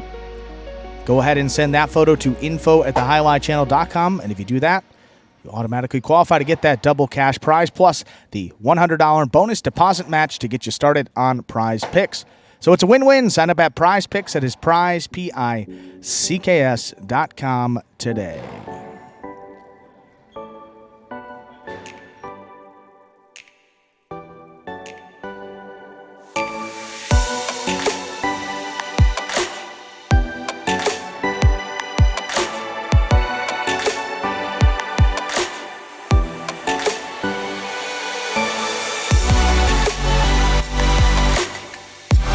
So, 5 minutes to go here until game number 5. Let's take a look at these Pelota double standings. 2 teams tied at the top of this race. 9 wins for Anderluck and Benny, and Inaki and Tennessee is referred to here in this format. Inaki and Rock as we get into H2H. And then we got Diaz and Gocherry coming up. They're in 3rd place now, just 2 games outside of the top 2 in those bonus money slots. We will conclude this Pelota doubles tournament. That will be, Stu, not next Monday, but the following Monday. That will be July 11th. Will be the final day. Pelota doubles tournament number 2 will be the final day of H2H doubles. At which point, I believe on the 12th, which will be that Tuesday, we'll be starting up with Series B of our H2H competition. Group 1 singles, Group 2 singles, and some doubles there as well. So little scheduling update here for the next couple weeks. And we have a Big Bob and, of course, Fred Davis. Names Throwing in some names. That I don't New really names. recognize. That's good to see. Forestier and Leasy mentioning names from 2 different eras of Miami Highlight. Forestier, tremendous backcourt. I'll tell you one story about Forestier. Forestier got hit in the hand with a ball. Similar to Inaki getting hit here last year, but the difference was that when Forestier got hit in the hand, there were bones sticking out of his hand. I just experienced that. That's not pleasant. He had He had a compound fracture oh my God. of some of the small bones in top of his left hand. Literally just walked out of the player, off the court, now the player cage, and was, I think I need to see a doctor about this. Yeah, and Elizagi, what a power thrower. When he would step up to the Mr. Davis, what I recall, in fact, I was just thinking about Elizagi a moment ago, is that Elizagi was a backcourter. I'm sure he may still throw the ball around occasionally, but tremendous backcourter. One of the most exciting players in the 90s and 2000s. Wasn't a particularly tall backcourter, but an extremely, extremely powerful backcourter. He threw the ball like it was the last ball he was ever going to throw every time he threw it. And when he would serve, specifically at Miami Highline, he would step up to the serve line and basically just, for a backcourter, just blast that serve. Adolfo was a tremendous highlight player. Good person, too. Miami Highline was tough on him. Very tough on him, especially the crowd. That's the thing about Miami Highlight. Between the locker room, I'm not talking about unpleasantness in the locker room. I'm just talking about the overall competition in that locker room. You said it was brutal back in the day. Yeah, I mean, but with the literally names in there and the talent, man. But from 1960, I think there was a balance. The way that I kind of view it is at Miami Highlight, there was this balance from 1958 to 1968. There was just this balance. You had the Figuras, you had Orbea, Chiruka, Chamela, Bengoa, that group. And everybody else kind of knew where they fit in the order. And then in 68, you had a major shakeup in Highline. But then after that, Miami Highline continued to have this incredibly talented roster from top to bottom, but especially if you talk about the top 10 front quarters throughout its history. And that was always like here. I mean, you've heard some of our guys. It's like, am I going to win a singles championship? Do I have a chance? Carballo, is this his year? So you hear all these conversations. At that time, a lot of times you were just talking about two guys and everyone else figuring out how to make a living. That could be very tough. The Miami Highline locker room was not for everybody. It really wasn't. That doesn't imply that there was weakness if someone couldn't handle it. It just means that it wasn't particularly pleasant for everybody. Based primarily on the severity of the competition. I was going to say, the competition and the competitiveness, I mean, it's just probably some of the guys as well. I mean, those top-level players and guys that didn't want to lose either. Can imagine that the wins were few and far between for probably some of the others on that roster, probably 90% of those other guys. Absolutely. But obviously, I mean, the same level of fierce competition back here. I mean, what's interesting for me, some of these guys, you start to see more and more guys show a little bit more emotion, and that's how you can really tell. I mean, we saw the sidewall getting a little more of a beating from some players. Go Cherry showing a little bit of emotion, so that's good to see there, that it means a lot to these guys out there. But some doubles coming up right now. Game number 5, Stu. Good luck. Time to begin game 5, or as we call it around here, Dodging Death 1. It is a spectacular 7 doubles match played. 7 points. Points double after the first round of play. Bueno serves in the red shirts of post 1. Receiving in the blue post 2, CRB and Douglas.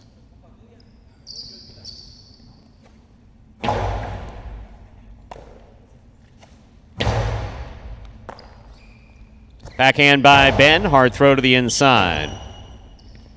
Rebote by CRB. Here's Bueno.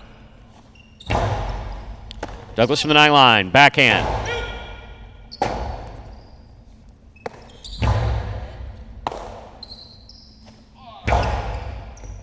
Scoop by Ben. Backhand from the 11 line. Well thrown. Rebote coming out.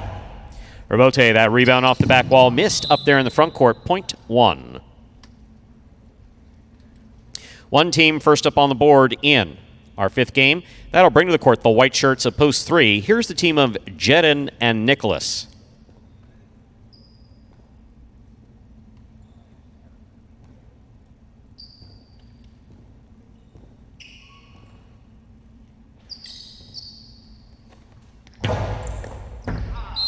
Ball tipped. Point 1. 1 on the board with 2 points. Here's post 4, the green shirts. We have Cool Fitness in the front court with Arats in the back.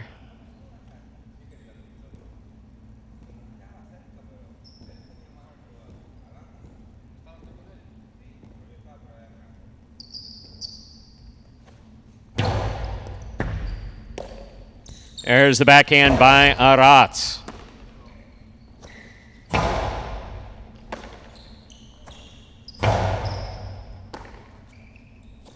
Ben on the backhand. Cool Fitness midcourt, backhand.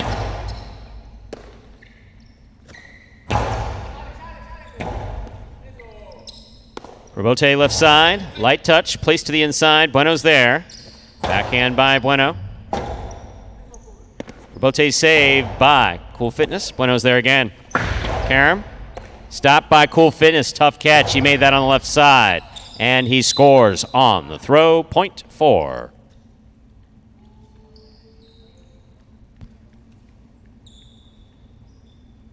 In this matchup, we have Cool Fitness serving to the black shirts, Juice and Manu.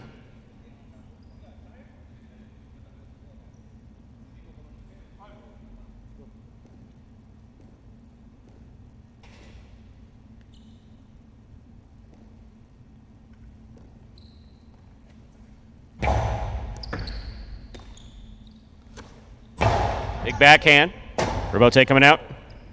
Robote forehand. We have a miss in the front court. Point 5.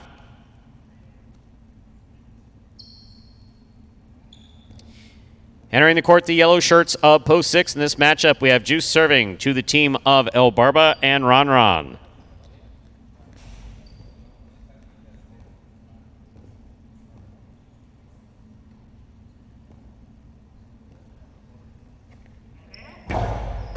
El Barba picks a serve.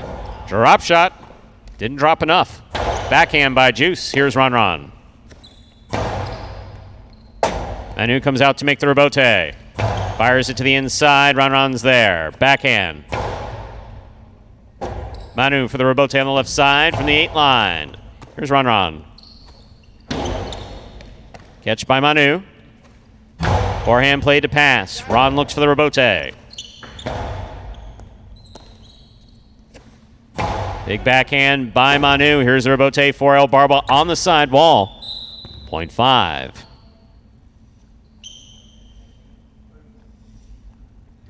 Now receiving are the pink shirts of post 7, the team of Iñaki and Tennessee.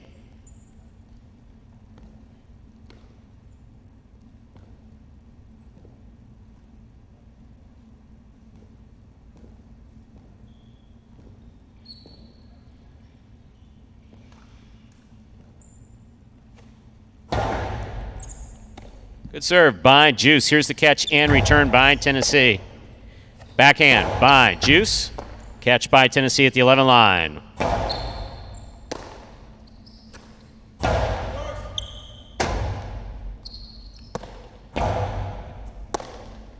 Backhand by Manu. Rebote left side by Iñaki.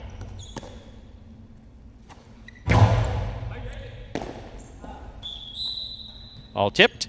Point 5. That'll bring to the court the purple shirts of post 8. In the front court is number 30, Diaz. In the back court, number 20, Gochetti.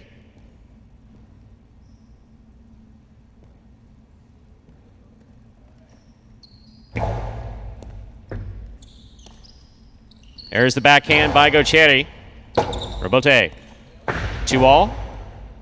Catch by Diaz. Fine throw by Diaz, caught by Manu. Rotate left side to the inside. Manu makes the catch. Catch by Diaz. Point 5.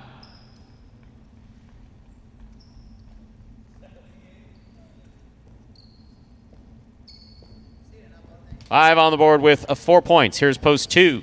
The blue shirts, CRB and Douglas.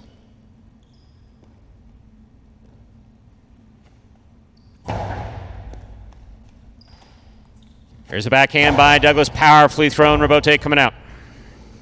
Robote forehand by Juice into the overhead screen. That's out of play, point 2. Two gets on the board with 2 points. White shirts post 3 receive. Here's Jedden and Nicholas.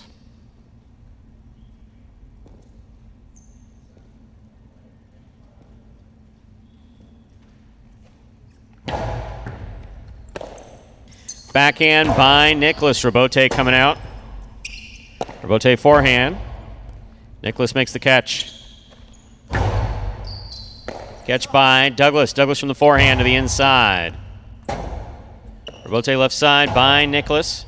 Here's Douglas from the 11 line. Backhand. Thrown powerfully. Robote coming out. Backhand powerfully thrown by Douglas. What a scoop by Nicholas. Robote left side by Douglas. Jen attacks. Has a tip ball up at the 4 line, point 2. 4 points for the blue shirts.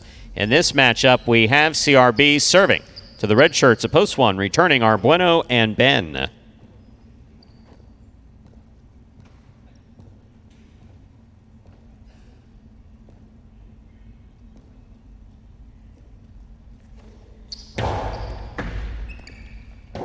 Point 2. Possible game point for the blue shirts of post 2, CRB and Douglas. Trying to stop them, the green of post 4, Cool Fitness and Arats.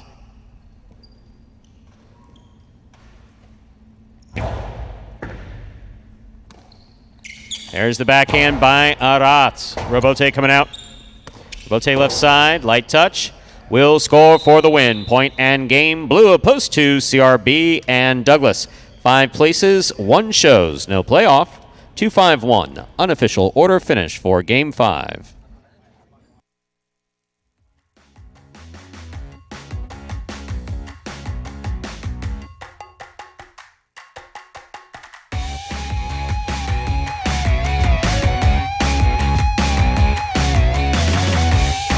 Winning Game 5, post 2, CRB and Douglas taking second, post 5, Juice and Manu coming in third, post 1, Bueno and Ben. 2-5-1 is the official order of finish for our 5th game. And there are your prices. $2 wager on 2 to win, $10.20. $2 quinella, 2-5, $33.60. Trifecta, 2-5-1, $183.40. Up next, ladies and gentlemen, is our 6th game. It is a spectacular 7 singles match. It's played at 7 points, and points double after the first round of play. No scratches in Game 6, and post time is now just 7 minutes away. Good luck.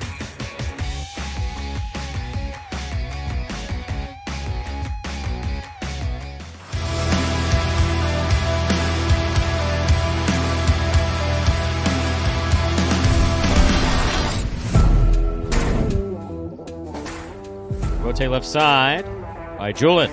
Catch by Ron. Rotate left side by Julin. Beautifully executed and scoring. Point 6.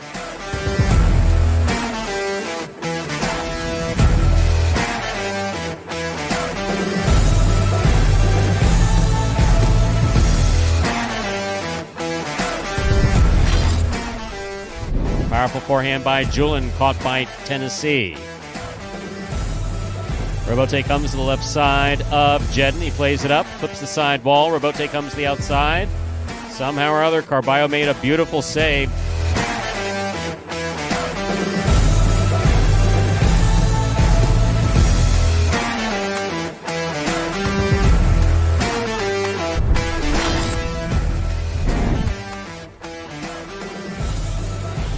Backhand by Jedden.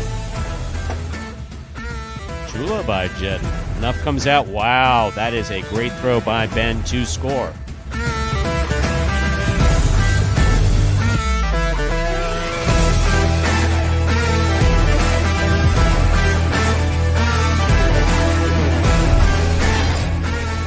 Side wall. So, ball up. Showed him how to do it. Tennessee showed him how to catch it. Very nice. Robote. Outside placement of the Costado Robote will score for Tennessee.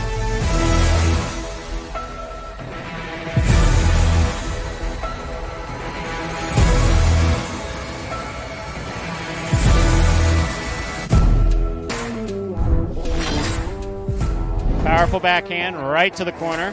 Rebote saved by Spinner. Douglas, great catch. Backhand. Spinner to the inside. Douglas is there. Outside placement by Douglas, scores.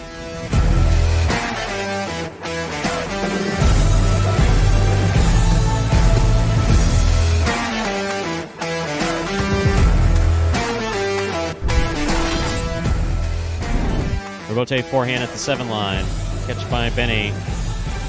Benny back to the inside. Ikeda back to the inside. Ikeda gets there to make the forehand Rebote. Nicely played. Sidearm Karam. Wow, what a shot.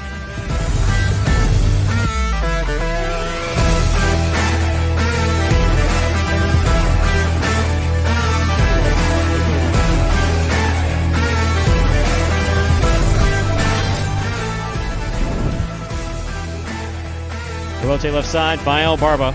Catch by Kubala. Catch by El Barba. Outside placement by El Barba. Beautifully executed.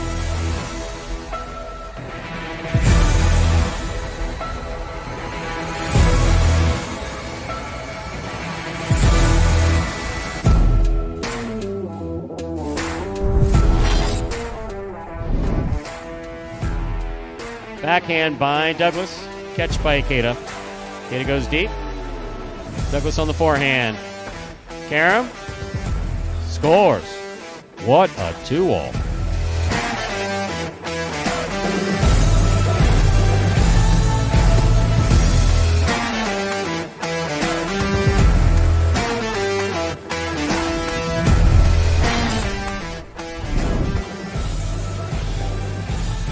Rotate forehand by Ron. Catch by Ron. Outside placement by Ron is in.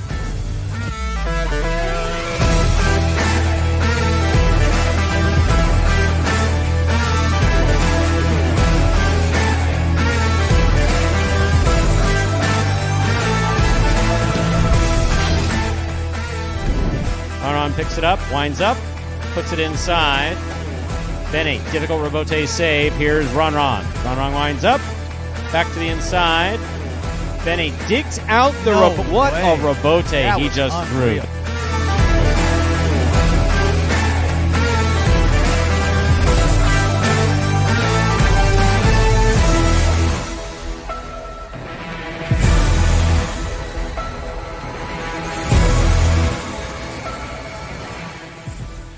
And folks, those were the top 10 plays from June of 2021. Last year, this month, right here at Magic City Highlight. Stu, when we return next week, it's going to be July. You know what that means? Yes, it'll be July. Oh, man. Burst my bubble a couple times today. No, new top 10s. 2 of them. I can hardly wait. I know. Contain that enthusiasm. Sorry. Less than a minute to go till game. Look, I'm on the record. No, we're I really enjoy the top 10s. I think that whoever does them does a fantastic job and has a good eye for a highlight.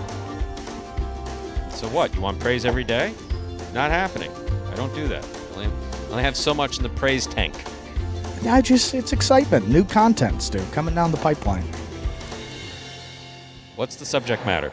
Rebotes, 2-alls, kill shots, serves. It's going to be June of 2022. Best shots from 2022. And July of 2021. It's top 10 of both of those months. There you go. That's great. So how about that? Yep. Exciting stuff, Stu. I know. Glad to know you're finally doing something. Anyway, good sorry.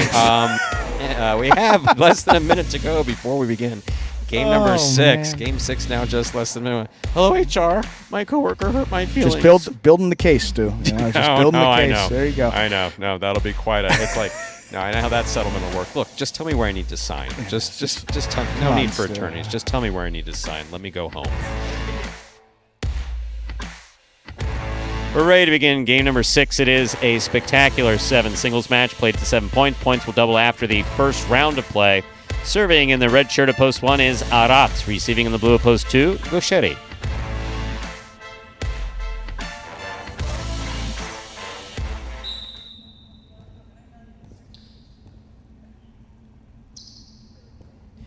There's the serve by Arats. We have begun. Backhand by Gauchetti. Robote kicks out to the 6 line. Turned by Arats. Gauchetti makes the catch. Back to the inside he goes. 1-2. Here's the white shirt of post 3, number 23, Ikeda.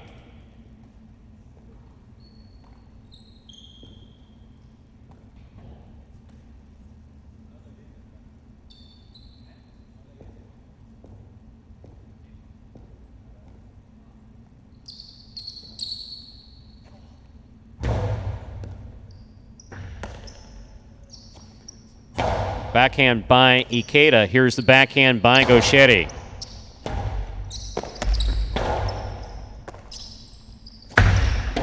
Two all scores. 1-2.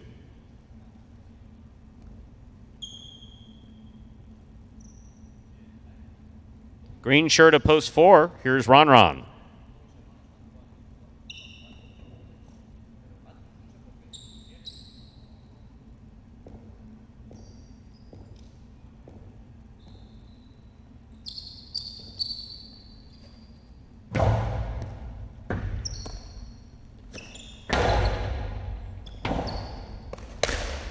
Beautiful Robote by Gauchetti. Nice catch and return by Ron. Robote coming out.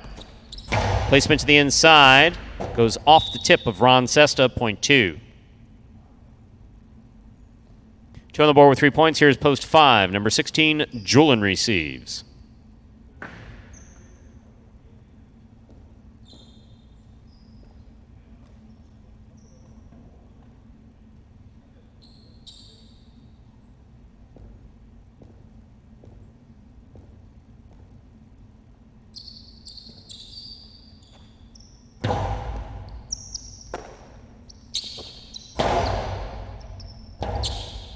Robote left side by Gauchetti. Robote forehand by Gauchetti. Scoop by Julian.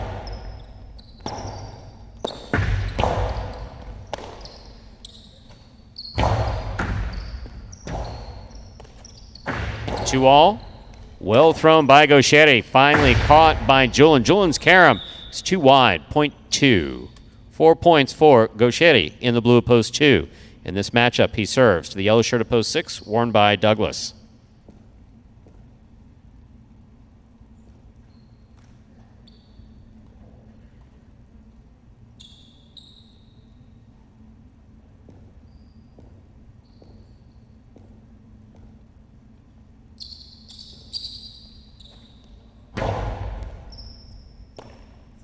There's the backhand by Douglas. Robote forehand by Gauchetti. Catch by Douglas.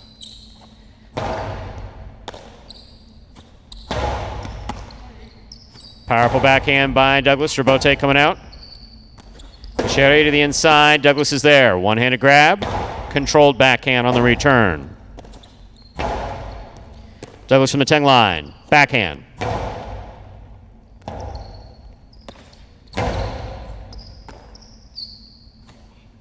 Low and hard to the inside. Gauchetti's there. Backhand. Powerfully thrown. Robote coming out. It's on the wall and off the tip, 0.2. A well-played point by Douglas and Gauchetti. 2 on the board with 5 points. Here is post 7 in the pink shirt. We have Manu.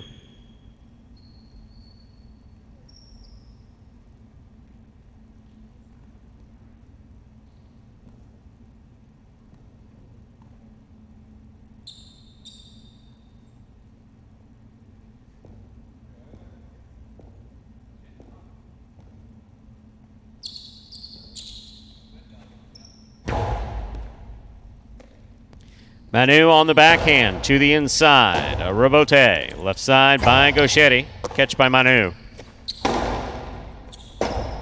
Robote left side by Gauchetti. High to the front wall. Big bounce. Brought down by Manu at the 9 line. Forehand to pass. Robote to the inside at the side wall. It's missed. 0.7.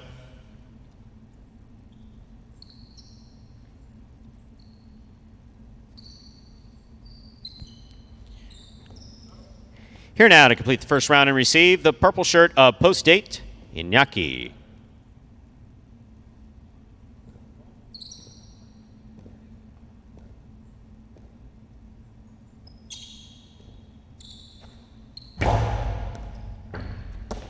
Iñaki, backhand from the 12 line. Not coming out, point 8.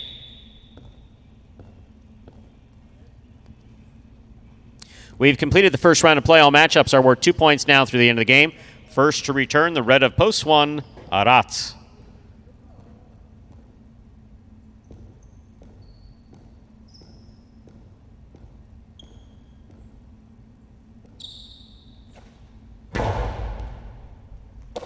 Here's the backhand by Arats. Arats advances to take it in the air. Kosti to the inside, scores for Arats, point 1. One on the board with 2 points. Here's post 3. Ikeda.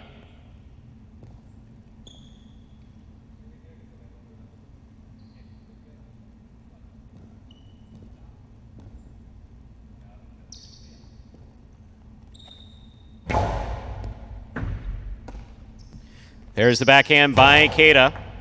Arats from the 12 line. Backhand. Powerfully thrown. Robote forehand. Caught by Arats. Catch by Ikeda. Ikeda to the inside. Robote left side by Arats. Ikeda's there. Almost. Almost. Ikeda lost his footing. Did not get the forehand off in time. Point goes to the 1. One on the board with 4 points, serving to post 4, Ron.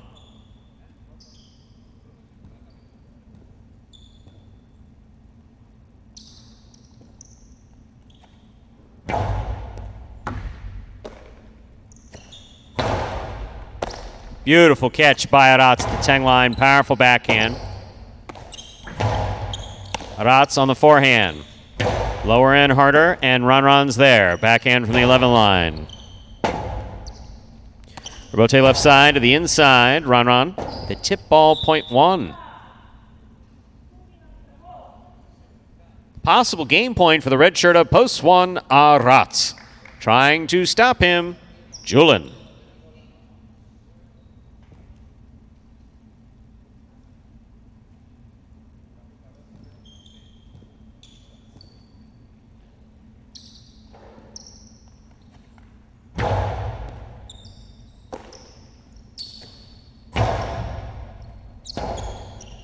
Robote left side by Arats.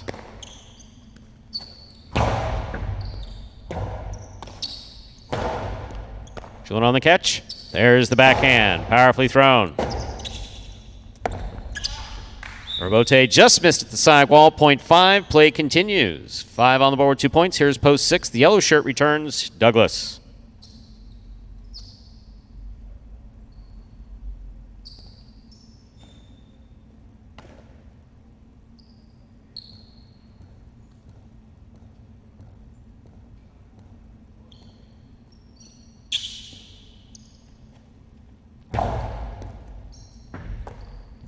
Backhand by Douglas, powerfully thrown. Robote coming out.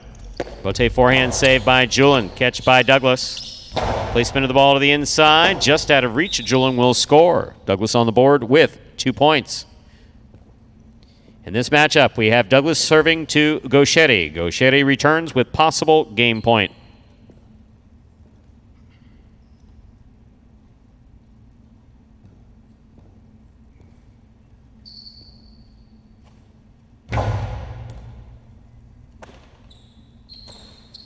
Backhand, powerfully thrown. Robote coming all the way out. Douglas eyes on the ball. Beautiful forehand Robote at the side wall. Robote forehand save. Light touch. Gauchetti's there. Goes to the inside. Will score for the win. Point and game for the blue of post 2. Gauchetti. 2 wins it. 1 places. 5 serves to 6. This is a playoff for 3rd place.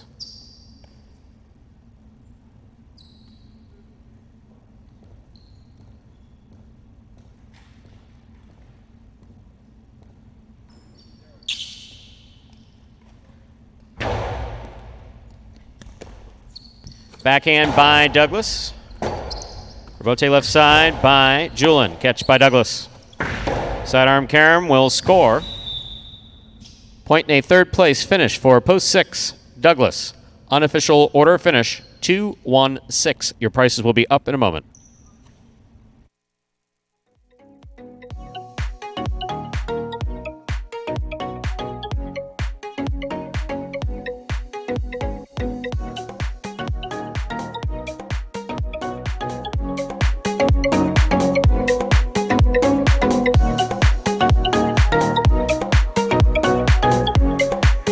Official order finish for Game 6, 2-1-6.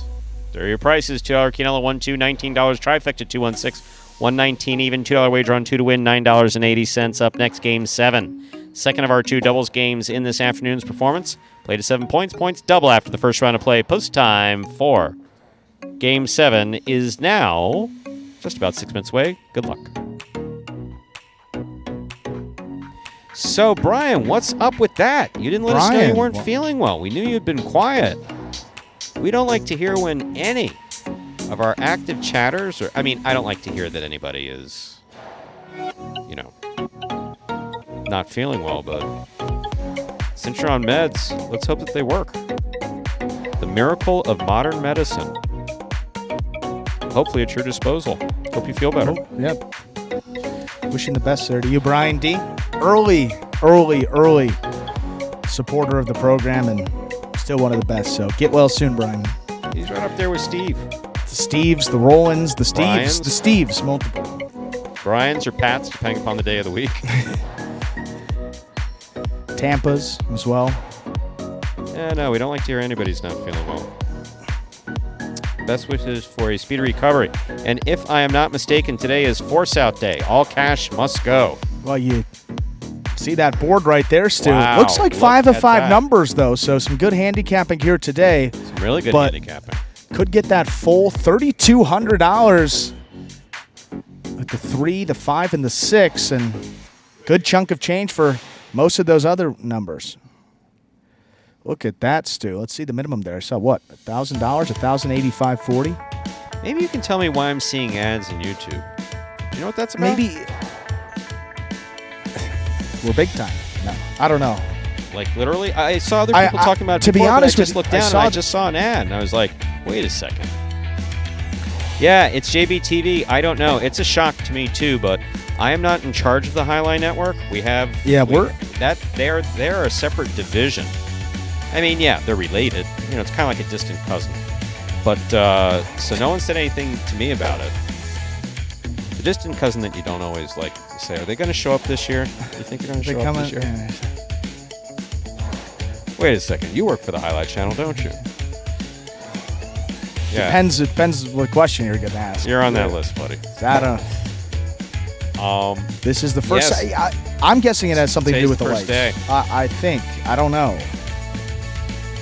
So, yeah, maybe it has something to do with volume. I don't know. 102 people, I guess, we're watching.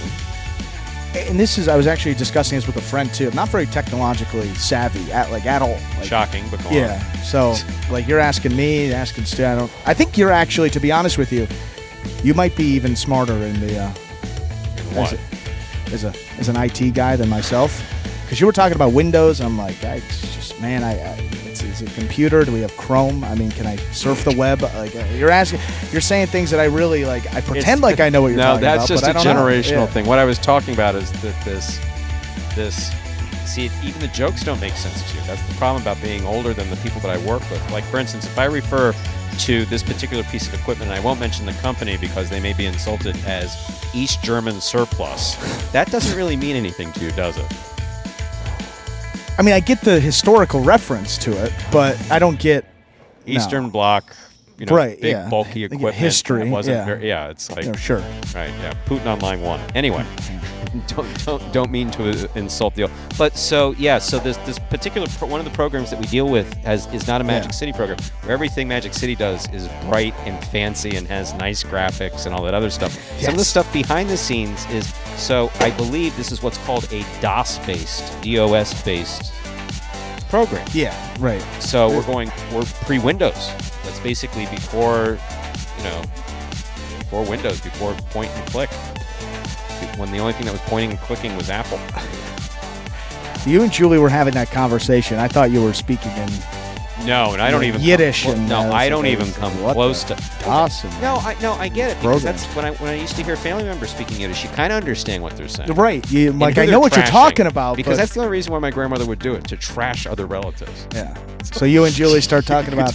Let's embarrass Andrew. Start talking about DOS-based programs. Well, no. What we were talking about was that these two programs that we keep score with should be able to talk, but there's really no way of doing that because the person who invented this system has probably been dead for 20 years. So, without reanimating them along with the pools that TYWY, whatever the hell his name was, wants to see. Throwback day, yeah. All DOS systems. Maybe that's what he wants. It's like people said when we first opened we try to please City, everyone. We had the old tote screens, that were the tote feed that goes through to. I'll always call them Teleview, even though I know they're called Sports Tech. Sorry, Ron. International sound. No, it's still Teleview. Get it right, man. Wow. But those screens that were up were just, someone said, hey, this looks just like it's out of the 90s. It's because it's the same screen. It is. It's literally the same screen. Oh, that's good fun. Yeah, but well, it's JBTV is smart because he's got his own channel. He's saying that if it doesn't help with the likes, I trust him.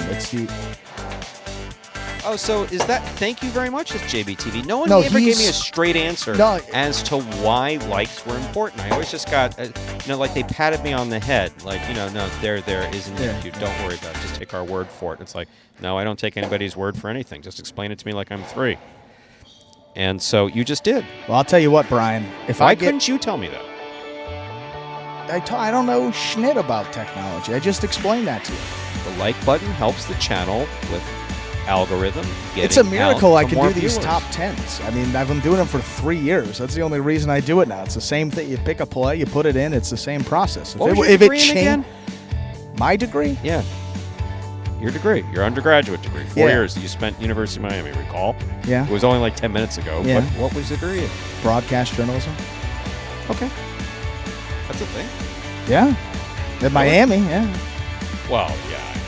It's a lot of things. So the degree down there that usually aren't. Butlers from the north that don't want to live in the cold anymore come down to University of Miami. Here you go, kid. Scholarship. There's your broadcast. Did you play football? No, sorry, we don't get those. Full ride to everyone. Have your parents send the check. I was one of those academic scholarship guys. Wasn't even good enough for those. Yeah. Did you give academic scholarships or just sports? No, you can always apply for it, and not a full one. But I wasn't close to I'm not trashing the U. It was a wonderful facility. I'm just saying there were some that got it and earned it, and I was not one of those people. What was your second choice besides University of Miami? My second choice besides the University of Miami? I've never asked you that. Where else might you Syracuse. It was communication. Really? So it's a new house program at Syracuse, or come down to Florida and work with. How about this? About to shock you, right? So that was the first wrong decision. See, that's where it all went wrong, Stu. You see, where does it go? I wasn't going to say that. I love working with you. No, otherwise I wouldn't talk to you like this. The Orangemen, right? That's Syracuse? Syracuse Orange, yeah. There you go, Stu. Very good. How about that? Time to begin game number 7, shout a out Ron, spectacular 7. Syracuse, New York. There you go. Doubles match. Played 7 points. Points double after the first round of play. Serving red shirts post 1. Ikeda Spinner. Receiving blue post 2. Interluck Benny.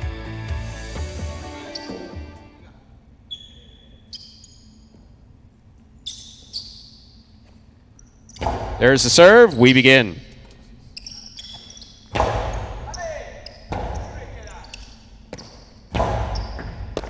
Here's the catch and return by Anderluck.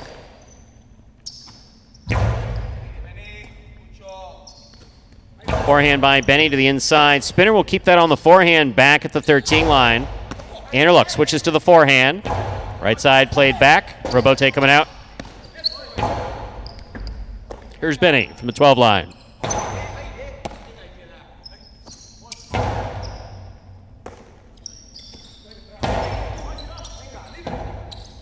Robote forehand by Ikeda. Anderluck's there. Backhand. Powerfully thrown. Here's Spinner.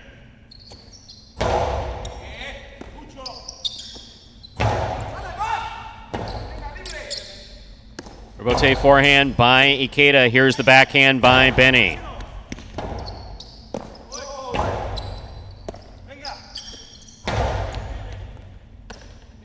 Spinner on the backhand. Hard throw to the inside. Benny comes out to make the rebote. Saves it from the side wall. Here's Ikeda stepping in at the 5 line. Rebote left side. Save. Outside placement. Does not open up. Ikeda's got it. Karen by Ikeda. Stopped by Anderluck. Anderluck has a drop thereafter. Point 1.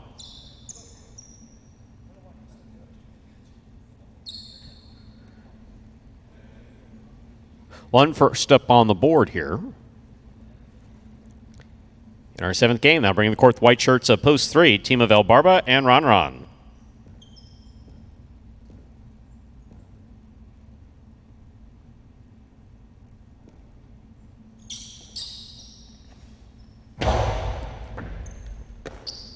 There's the backhand by Ron Ron. Spinner's there.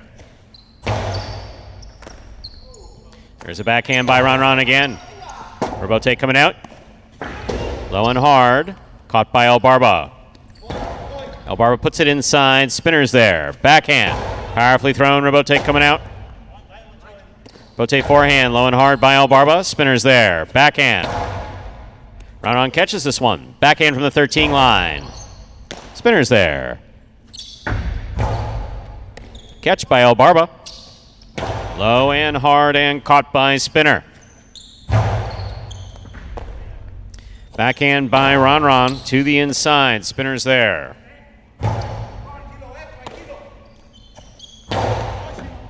Spinner, left side from the 11 line. Ron Ron calls for the ball. Backhand, powerfully thrown. Spinner makes the catch. Backhand. Spinner from the 12 line.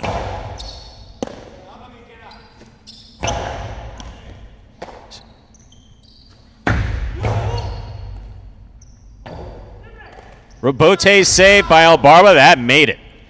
Here's Ikeda. Blast it.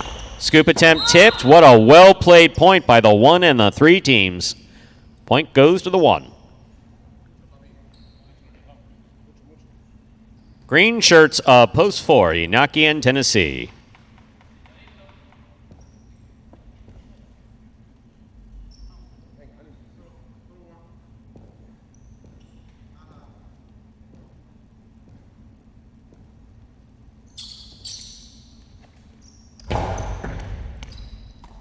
Tennessee on the backhand from the 10 line.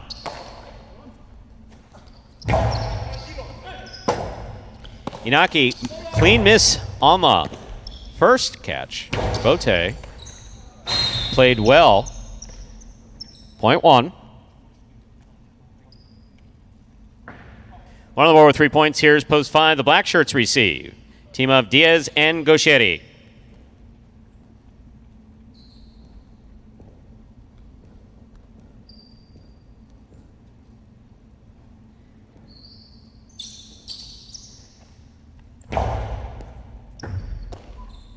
Backhand by Gaucheri.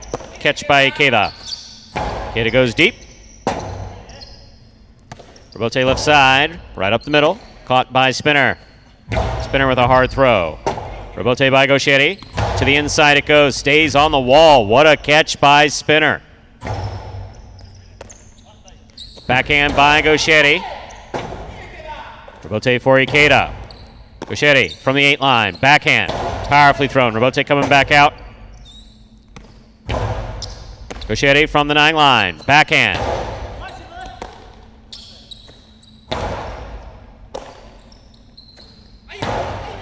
Ikeda, beautiful catch at the 9 line. Backhand. Gaucheri's there. Winding up.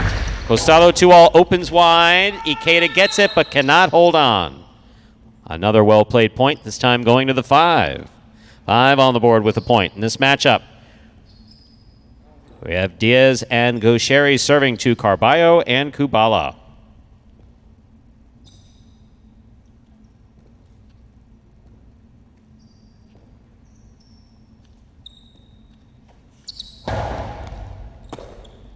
There's the backhand by Kubala. Rebote. It's right on the side wall. Nice save by Diaz. Coast to the outside. Stopped. Scoring on the return. Point 5.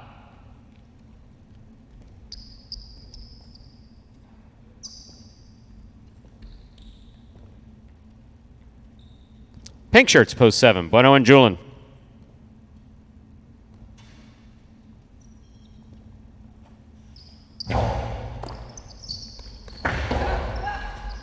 Two all will score. Point 7.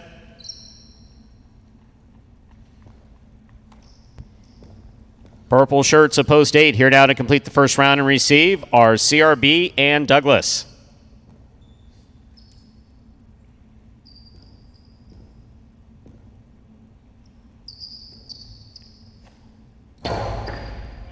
Douglas moves up. Backhand, powerfully thrown. Ball tipped in the backcourt. Point 7. 7 team is on the board with 2 points. We've completed the first round to play all matchups. Our worth 2 points now through the end of the game. First to return, blue of post 2, Anderluck and Benny.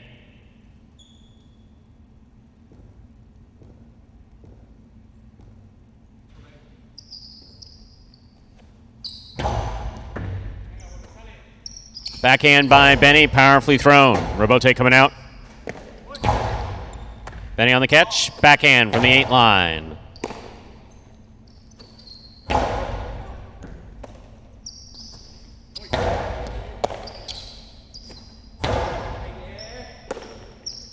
Backhand by Benny.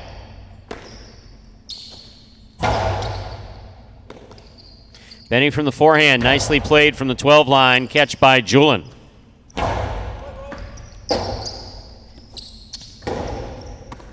Bueno in the front court, low and hard, and scoring.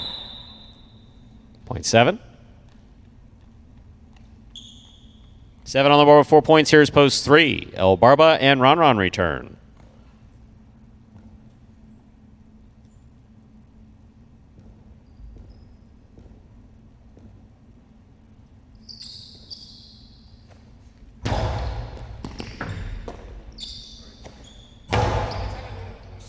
Robote comes out. Robote forehand to the inside. Ron's there. Backhand.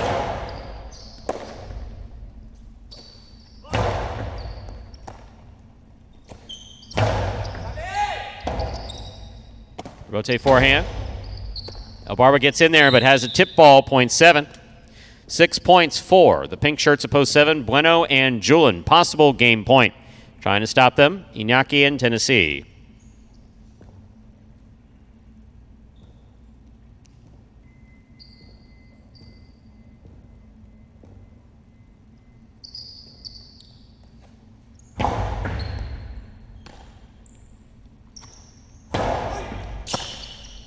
Backhand by Bueno.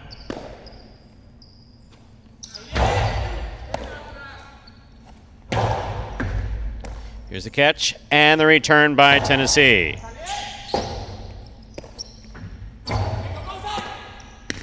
Powerful backhand by Iñaki. Robote coming to the inside. Bueno's got it at the 3 line. Scoop by Iñaki.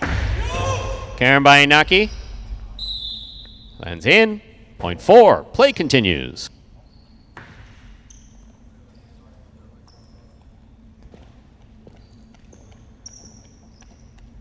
Back and ready to receive. Post 1, the red shirts, Ikeda and Spinner.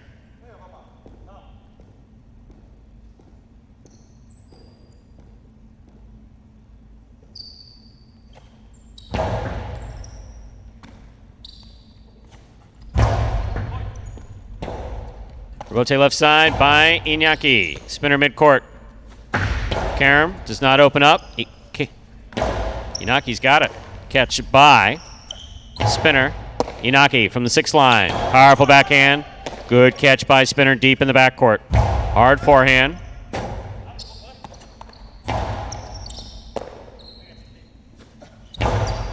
Here's Iñaki.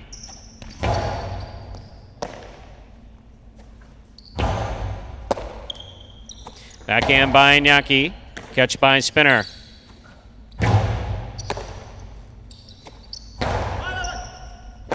Spinner.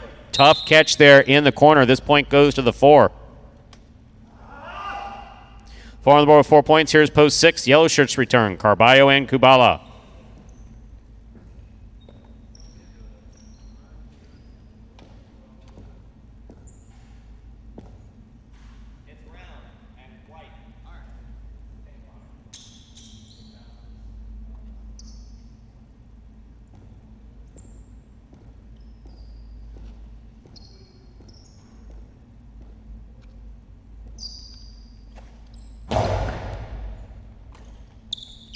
backhand by Kubala. Ball tipped in the backcourt, point 6.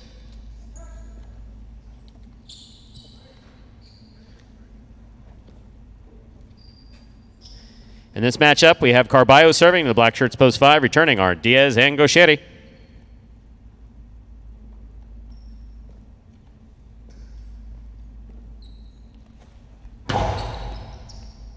Gauchetti, backhand from the 13 line. Powerful throw, caught by Carballo at the 10 line. Low runner to the inside. Kubala's there. Backhand. Gauchetti lets it pass. Robote to the inside. Catch by Carballo. Carballo's 2-all. He's out.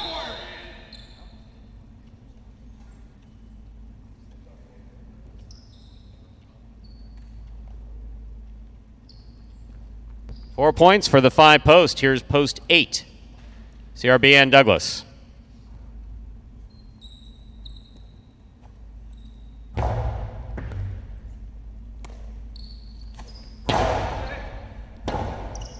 Rotate left side by Gauchetti.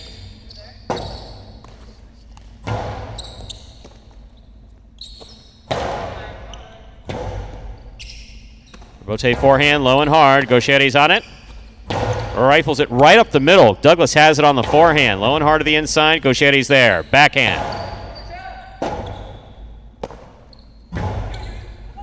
Diaz with a drop on the left side. This point goes to the 8.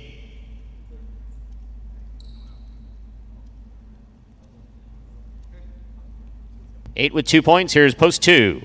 Anderluck and Benny.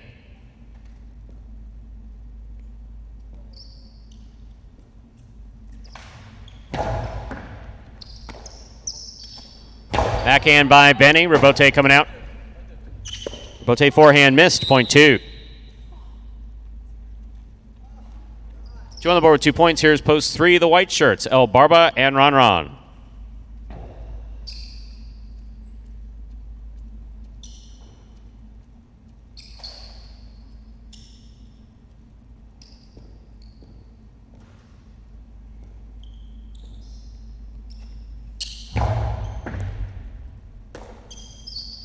Backhand by Ron Ron. Here's Benny. Backhand by Benny. Hard throw. What a catch by Ron Ron. Behind the 13 line, off the side wall. Robote left side, high to the front wall. Ron Ron's there. Ron Ron takes a peek. Rifles it inside. Robote by Benny to the inside. Hard throw stopped, but not held on to by Ron Ron. Point 2.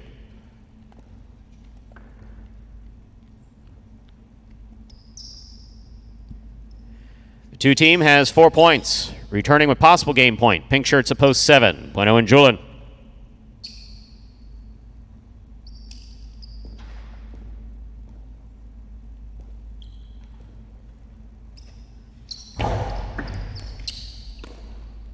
Backhand by Julin.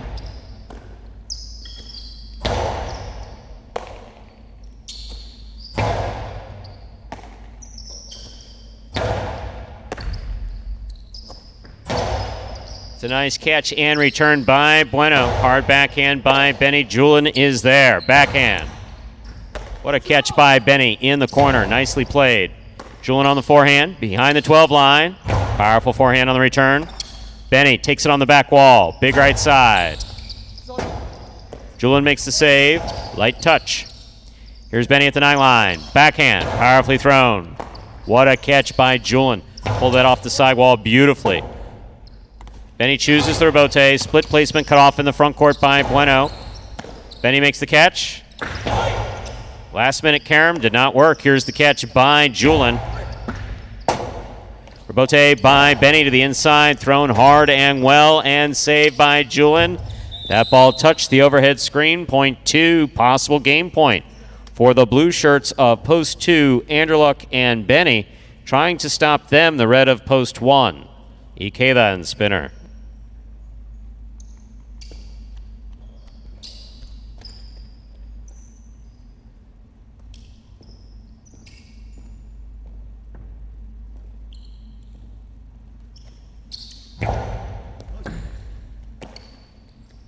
Forehand by Spinner to the outside. Scooped up by Anderluck. That's a beautiful catch.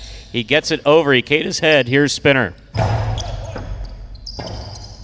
Benny on the rebote to the inside. Catch by Spinner.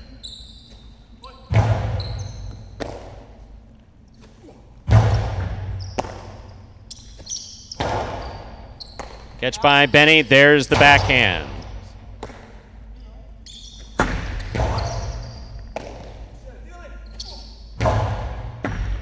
Here's the catch by Spinner. Bote forehand by Benny. Big bounce brought down by Benny. Hard throw by Benny. Robote comes on the side wall. Ikeda makes the save. Benny's gonna backpedal to the 11 line. Forehand to the inside. Ikeda's there. Backhand.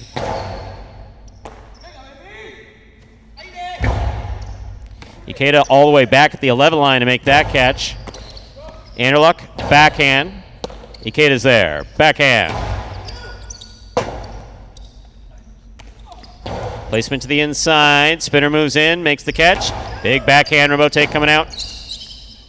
Robote forehand save by Anderluck. Here's Ikeda at the side wall. Tough catch. Benny now from the 12 line. Forehand. Back to the inside. Robote to the forehand of Ikeda. Escapa. Point in game. Post to the blue shirts. Anderluck and Benny. The two team wins it. 7 places, 4 serves to 5. This is a playoff for 3rd place.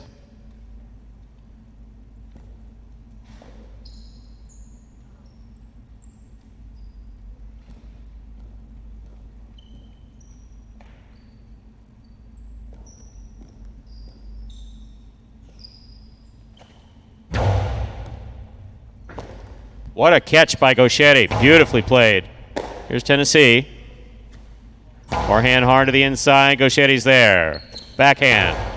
Inaki, fine catch. 2-all. Scores. Point and a 3rd place finish for post 4 the green shirts, Inaki and Tennessee. Unofficial order finish, 2-7-4.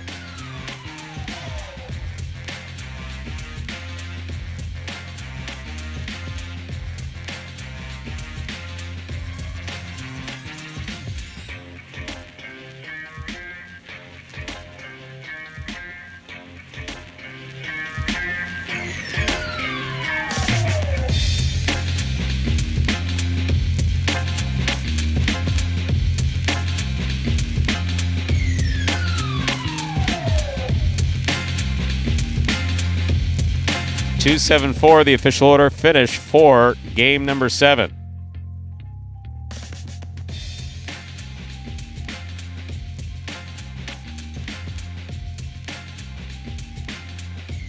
The high five went 2-3-2-2-2. 5 of 5 numbers returning $1,085.40. So a few of you cashing tickets, we always like to see that. $2 Quinella, 2-7-30, 620 trifecta, 2-7-4, 305, $82 wager on 2 to win, 860. Up next, ladies and gentlemen, is game number 8. It is a spectacular 7 singles match. It's played to 7 points, and points will double after the first round of play.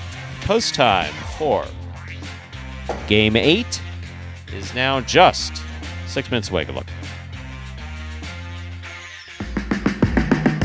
Remind me of Hustle City, man. Everybody got more than one gig. One stop, boy, $20. I'm not your neighborhood Uber driver. I do luxury. And then I have another job. I play highlight. I have this crazy idea. Do you think we could send something out to all the ex-athletes for the last 20 years and say, we're looking to hire and train highlight players? When I first got the email, I thought it was pranking me. I need some clarity on this. I went on YouTube and I Googled highlight. I was like, They paying us, man, and we can win big money. Let me see what this is all about. That's what you gotta do. Get some money. The players taking the court are all athletes you may recognize. Baseball, football, track and field. having to work, play Division I sport, and then I had a child on the way, so I dropped out. The crack era was tough. Sports in general was a way out of our environment. It's really game time now, man. Blood, sweat, and tears. We got the streets on fire. This is gonna be the first time that my kids will be able to sit in the audience and root for their father. Who wants it more? This is a sacrifice I think is going to pay off in the end. This is a dream for me. I gotta win. Can't get drama better than this. Highlight became the new hustle. Let's get ready to play.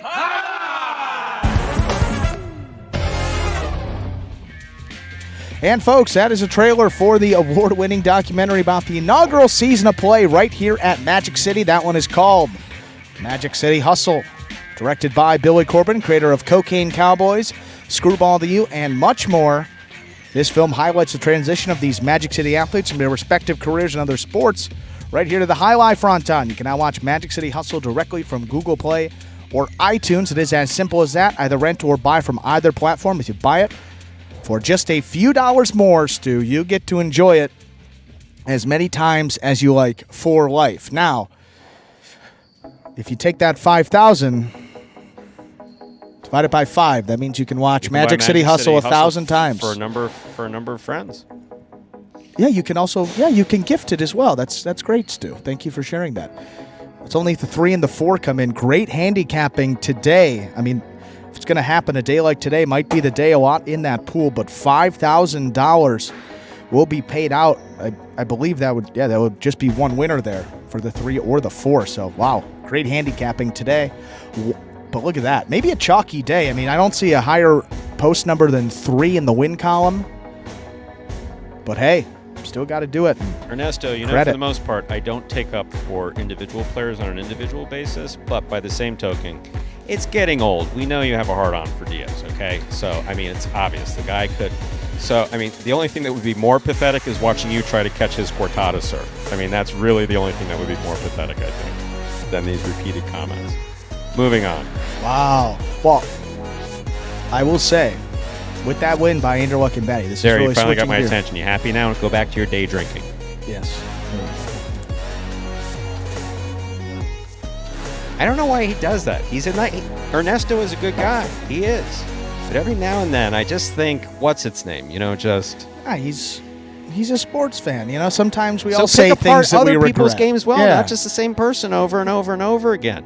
Well, apply it across the board. Yeah, that's the thing. I mean, if it was apply it other across folks the board. too, Exactly. they make the same mistakes, but it is, it's the same guy. But man, that was a little aggressive. That was a little aggressive of me. I do apologize. I'm not a cool person, but after the third comment, it's like he knows. You guys have a good working relationship at this stage. Of course we do. So. Actually, I like all of our players. Some more than others. Yeah, obviously. I mean, like on a personal basis, spending time with them. Sure, of course. But, I mean, that's like in every work environment. But no, I have tremendous respect for every one of the 2018 guys who put themselves out into the public to do this. And so if I do come off as protective of some of the 2018 guys, it's because they didn't ask for any of this that came with Highlight. They didn't ask for the baggage that Wu-Tang Clan or whatever the hell his name was chatting up earlier in there. They don't need to listen to that crap. They had, I can deal with it because I was a part of it. So if you have a problem with the way things were managed or whatever, part of that's on my shoulders because I was part of that system. But the 2018 guys, no. Let's give credit where credit's due. Some do things better than others. Some have progressed more than others. But the ones who stayed with the program and continue to put themselves out there, they're just not going to put themselves out there for public ridicule that's not going to be answered by me. That's all. There we go. Stu, can I update the double standings here with Andrew Luck and No, Benny? I'm busy arguing with Ernesto. Okay. Go ahead. You know what's funny? There's a motel in the South Florida area, the Ernesto Motel. I don't want to know anything. I don't want to know anything. I don't want to know how. No, it's close to the casino. It's actually from the casino to the Don't ask. No. Casinos, Look it up. There used to be a strip joint outside of every Highlight front. That was always weird. Like you leave Orlando Highline, boom, strip club right out in front. How about that? Tampa Highline, boom, right there, right out in front. Pink Pussycat, literally almost connected to Miami Highline. Well, that was like the Girl Scout cookie sellers going outside of the dispensaries and selling the cookies. That's just smart and good business right there, if I'm thinking. But Stu, today, 2 minutes to go till game number 8. Yes. I was talking with new roommate Benny yesterday, and he brought up a region-specific fast food joint. Okay, go ahead. that I would like to know. We said, I bet that Stu has maybe been to this place. The name of the place is called Cookout on the eastern, I guess it's the Atlantic side, pretty much on the eastern coast, the Carolinas, Virginia, up in that area. Don't think there's any in Florida. Visited a friend at Richmond. That was the one and only time I had it, but that was, never had it, huh? I have never been. Maybe some folks in the chat. I know we have some in the Northeast and some in the Carolinas. Ron's coming in Georgia. I would guess that they maybe have some of those as well. And I'll tell you what, I've never been. Why is it supposed to be good? We had Shake Shack yesterday. It was timely. It was very good, very greasy. Am I supposed to travel to another state for fast food? Doesn't that defeat the whole purpose? Well, it's the whole region food? specific. It's like a Culver's in the Midwest. It's like they got the burgers. They have the In-N-Outs on the West Coast, and they're moving east and a little bit north. That's just a thought. It's always interesting food conversations. But game number 8, the Pelota, will conclude here for the week in this 8th and final game. Time to begin our 8th and final game. It is a spectacular 7 singles match. Played to 7 points. Points double after the first round of play. Now he's saying you have a red-headed beard. We have to have we have to have talk. Don't talk about definitely don't talk about Andrew. I'll get this with that. Serving first in the red shirt of post 1 is Benny. Blue of post 2 is Julian.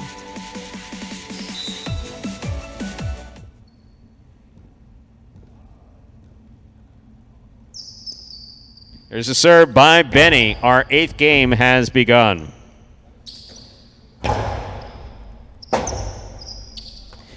Two all. Too much. That lands out. Point 2. Julian first up on the board in our 8th game. Here is the white shirt of post 3, number 20, Goschetti.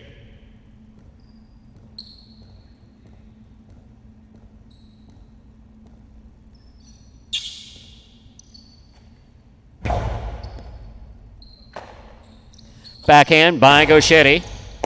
Julian from the 11 line. High and hard to the inside. Robote left side by Goschetti. Julian with a tip ball at the 8 line. Point 3. Green shirt of post 4 receives. Here's number 13, Douglas.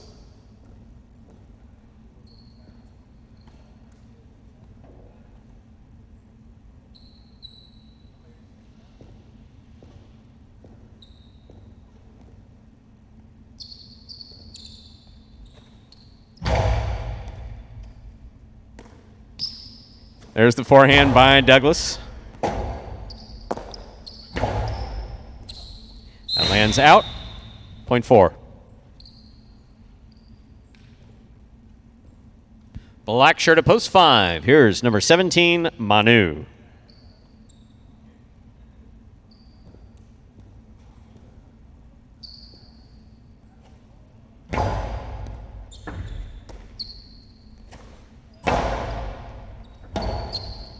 Robote left side by Douglas.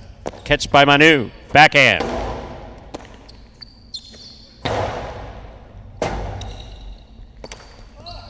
Ooh. I felt the breeze of that back here. Point 4.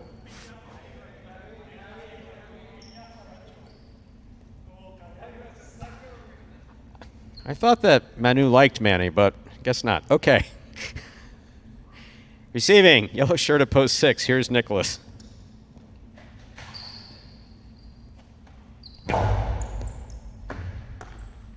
Backhand by Nicholas.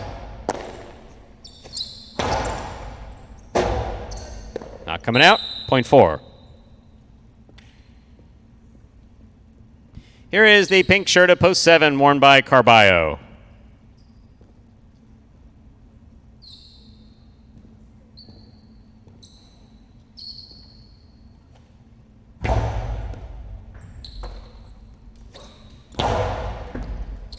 Powerful forehand by Carballo, saving a beautiful Robote. Placement to the inside scores, point 7.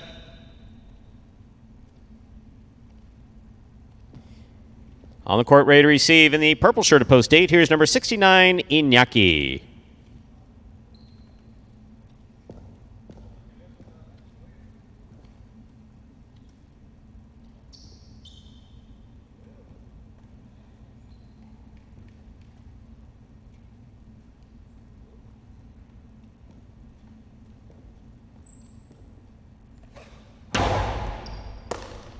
Excellent catch by Inaki and a nice backhand. Carballo for the rebote. Rebote thrown, caught in the air by Inaki. Backhand.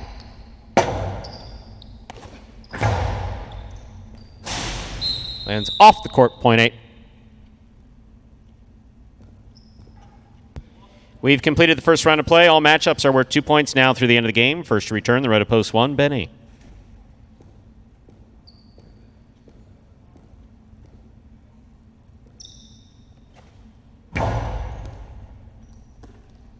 Backhand by Benny.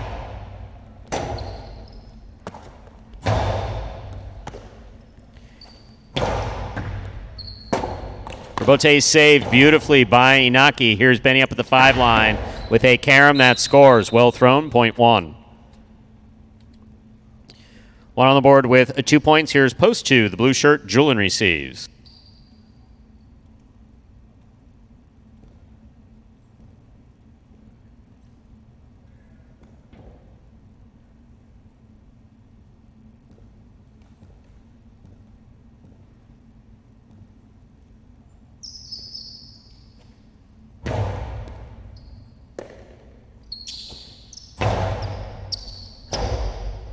Rebote forehand save by Benny.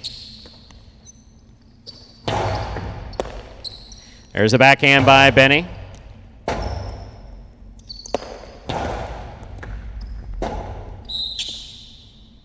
Point 2. 2 on the board with 3 points. Here's post 3. Gauchetti.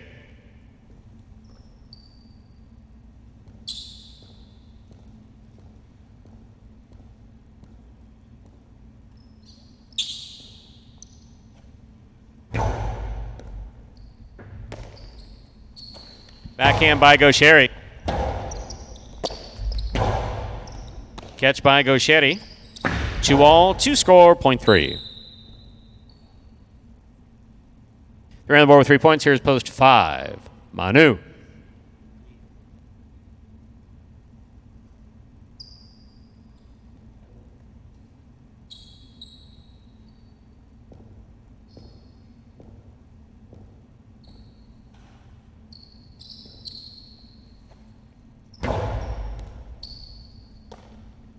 There's the backhand by Manu.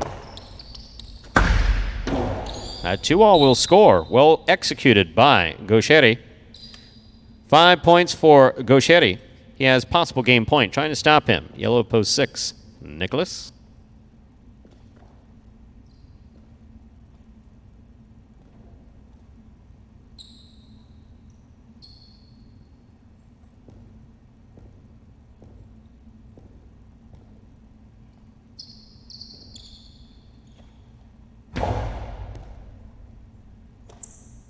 Backhand by Nicholas.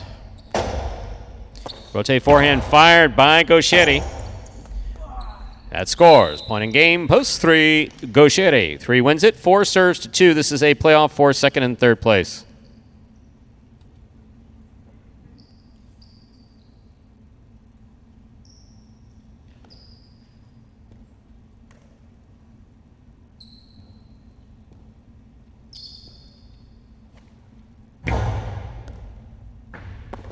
Ball tipped off the serve.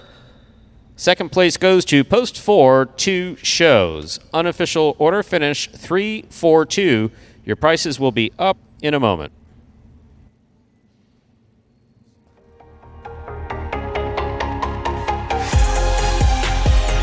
It's official. Winning game 8, post 3, Go Cherry. Taking second, post 4, Douglas. Coming in third, post 2, Julian. 3-4-2 is the official order finish for our 8th game. There are your prices. Wow, 8 of 8 numbers. $5,000 going to one lucky person. Good handicapping. $2 Quinello, 3-4, $13.60. Trifecta, 3-4-2, $160.20. $2 wager on 3 to win, $8.40. Ooh, look at those reflexes. Pick 3, 223, 3 of 3 numbers, returning 181.20. If I'm not mistaken, Andrew, you had something to say to one Mr. Tenor. Yes, Peter. Will you be addressing that Bush League comment there? Well, nothing Bush League about. I get that from other sports. I don't even nothing know what a Bush League is, but I know. Well, a Bush League is kind of like it's like a Bush League move is like something that's people don't really like it. It's Bush, Screw that guy. It's on the fence. However, what he's saying, and I think what he's referring to, is he can't find it anywhere, so I think he's questioning, well, how are these matches being played? No, go to watchhighlight.com. Watchhighlight.com. It's up on, if you go to the Highline Network, the main page here on YouTube, you will see that top banner. It says Live Pelota, Sunday, Monday, Tuesday at 1:30. We play Highlight H2H over at watchhighlight.com, not on YouTube over here. Watchhighlight.com on your browser, Sunday, Mondays, Tuesdays, 5 p.m. Eastern Time, not 5:30 there. Also, you can go to the App Store in your phone, search Highlight in there. You download the app right to your phone. You can watch the action from that app. The app is the same as watchhighlight.com. It's just the online version there, and the other one is right on your phone. So glad that you found us. Glad that you're watching it, or maybe even wagering on those matches. But certainly all those have been played, and you can check out past performances as well. All of the archived games, all results there as well to check it out. So that's all I got for him, and I think we'll be back H2H, 5 p.m. Eastern Time, over at Stu.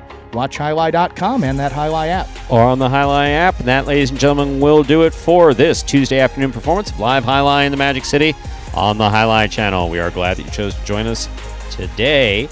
This is the end of Pelota for this week. However, H2H begins at 5 p.m. at watchhighlight.com or on the Highlight app on behalf of the players, staff, and management. Magic City Highlight. We do appreciate you joining us today and hope to see you at 5 p.m. for Highlight H2H. Thanks to all of you who participated in the chat today, and especially to those of you who tuned in regularly to see us. Have a good day, everyone.